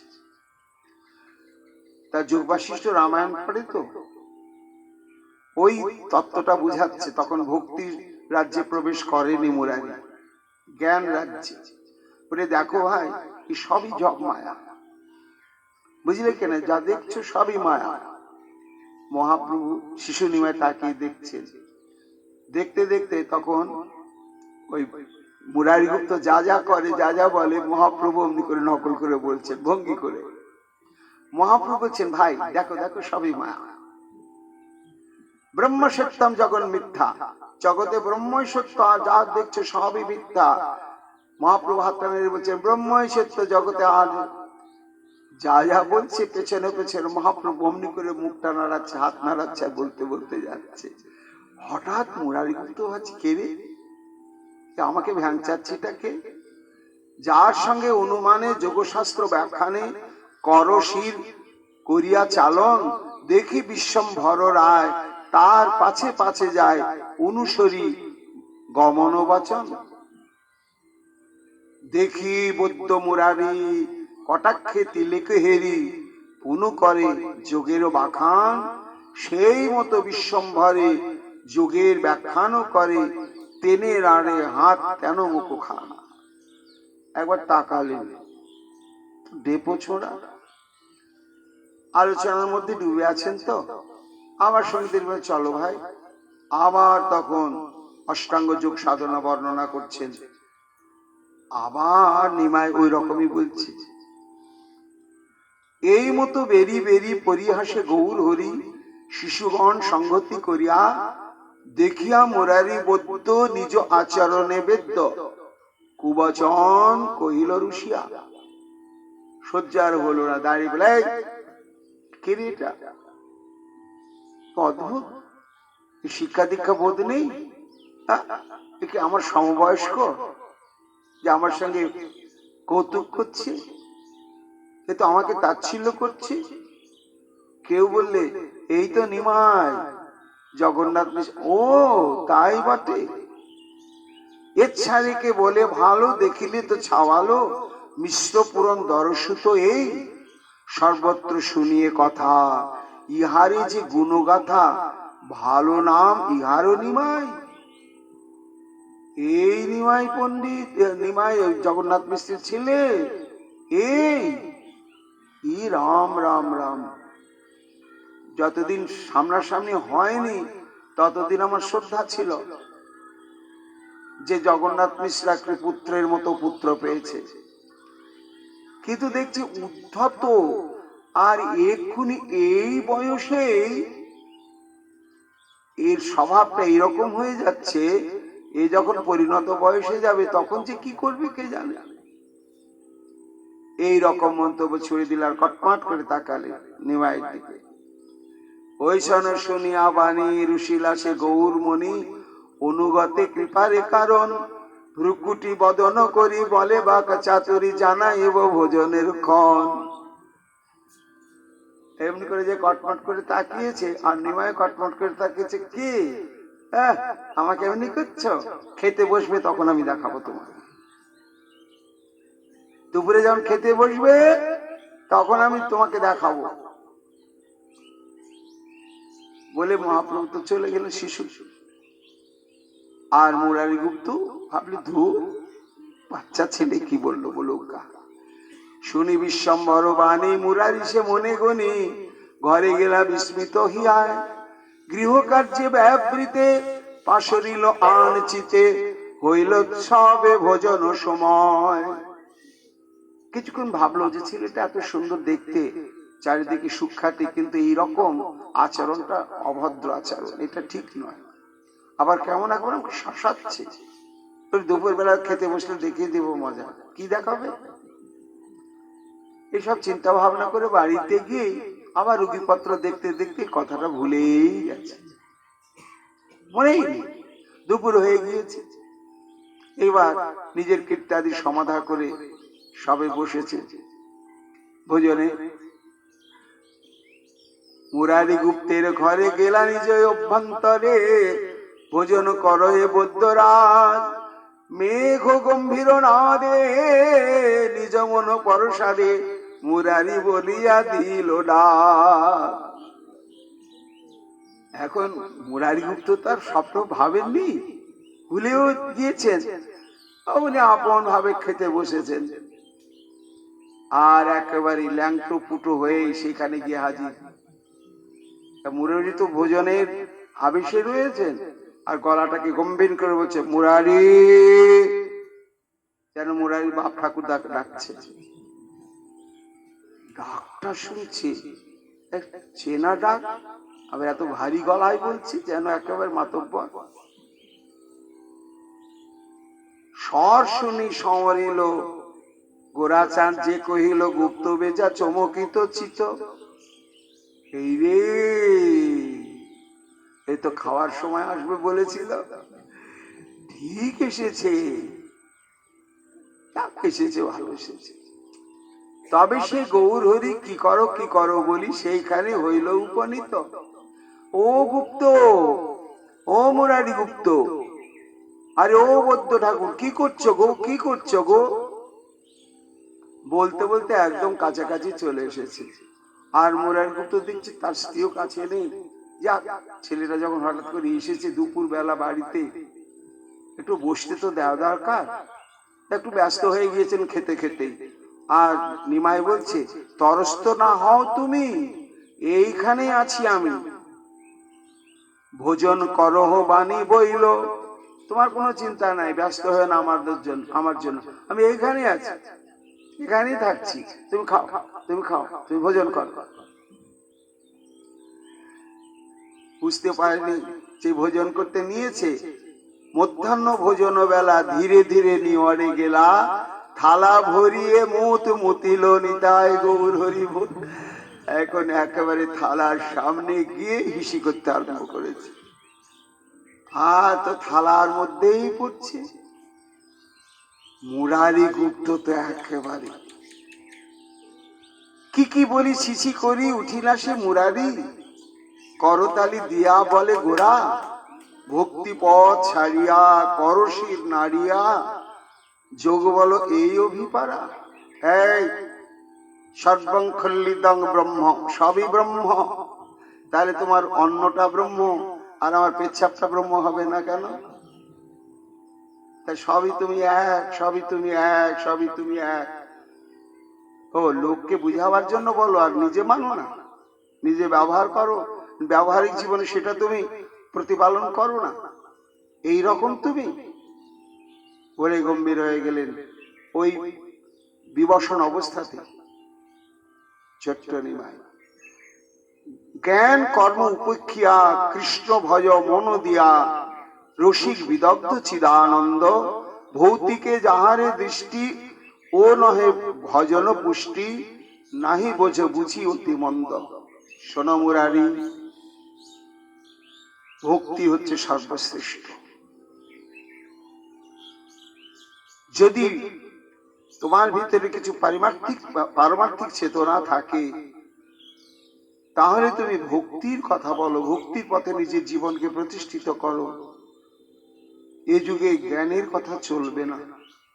জ্ঞান সেটি হচ্ছে একটা বিধির মধ্যে, মানুষ ব্যবহারিক জীবনে সর্বং খল্লিদং ব্রহ্ম, পবিত্র অপবিত্র সবার মধ্যে ব্রহ্ম দর্শন অনুভব, তার সঙ্গে তদনুরূপ ব্যবহার করা সম্ভব নয়। এই তত্ত্বটি ওই শৈশব অবস্থায় মুরারিকে জানিয়ে দিলে। ইহা বলি গৌরমণি কতি গেলা নাহি জানে, বলি আর নেই সামনে।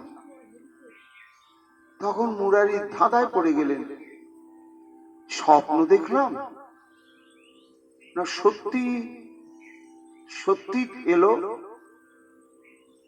এই যে কথাগুলো বলল, মনে অনুমানে এ তো কভু নহে আনে, সত্য প্রভু সচিরত নয়। তাহলে সচির যে পুত্র এটি সাধারণ নয়।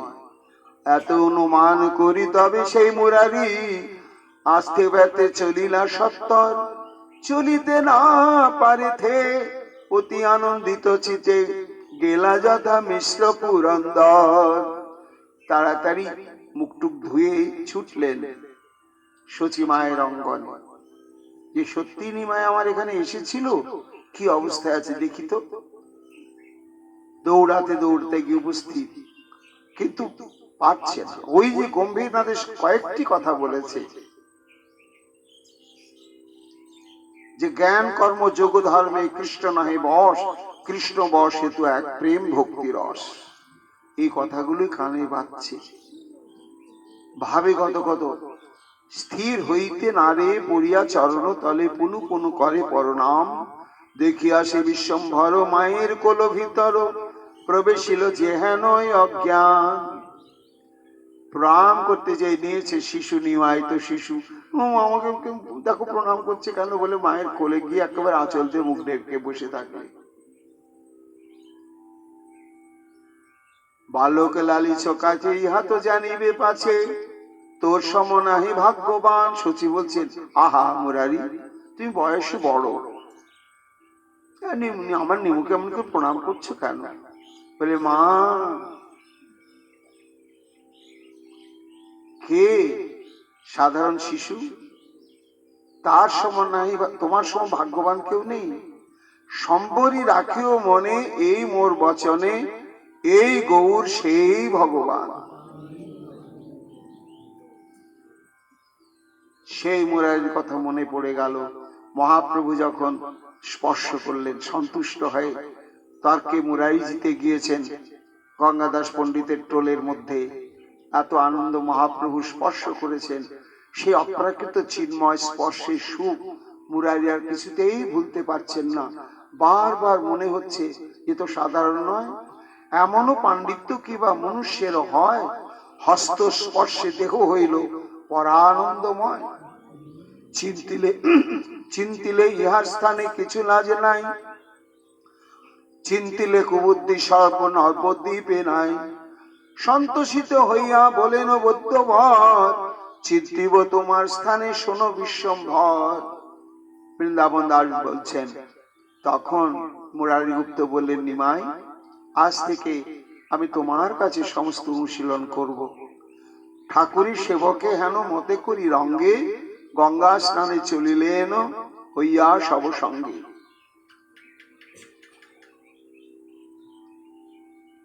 মুকুন্দ সঞ্জয় বড় মহাভাগ্যবান, যাহার আলোয় বিদ্যা বিলাসের স্থান। এই মতো বৈকুণ্ঠ নায়ক বিদ্যা রসে, ক্রীড়া করে চিনিতে না পারে কোনো জনে। এইভাবে মহাপ্রভু বিদ্যা অধ্যয়ন কালে অদ্ভুত অদ্ভুত লীলা প্রসঙ্গ বিস্তার করতে শুরু করলেন। এর পরবর্তী প্রসঙ্গ আগামীকাল আমরা আবার শ্রবণ কীর্তন করব। আজকের মতো আমাদের চৈতন্য ভাগবত প্রসঙ্গ এখানে বিশ্রাম লাভ করছে। নিতাই গৌর হরি বল, নিতাই গৌর হরি বল। নরহরির প্রাণ গোরা গৌরাঙ্গ হে, গোরা গোরা গোরা গোরা গৌরাঙ্গ হে। গৌরব করে গাইব মোরা গৌরাঙ্গ হে, আমার তোমার সবার গোরা গৌরাঙ্গ হে। পতিত পাবন গোরা গৌরাঙ্গ হে, অধম তারুণ গোরা গৌরাঙ্গ হে। দুর্বলের বল গোরা গৌরাঙ্গ হে, অগতির গতি গোরা গৌরাঙ্গ হে। হা গোরা প্রাণ গোরা, হা গোরা প্রাণ গোরা।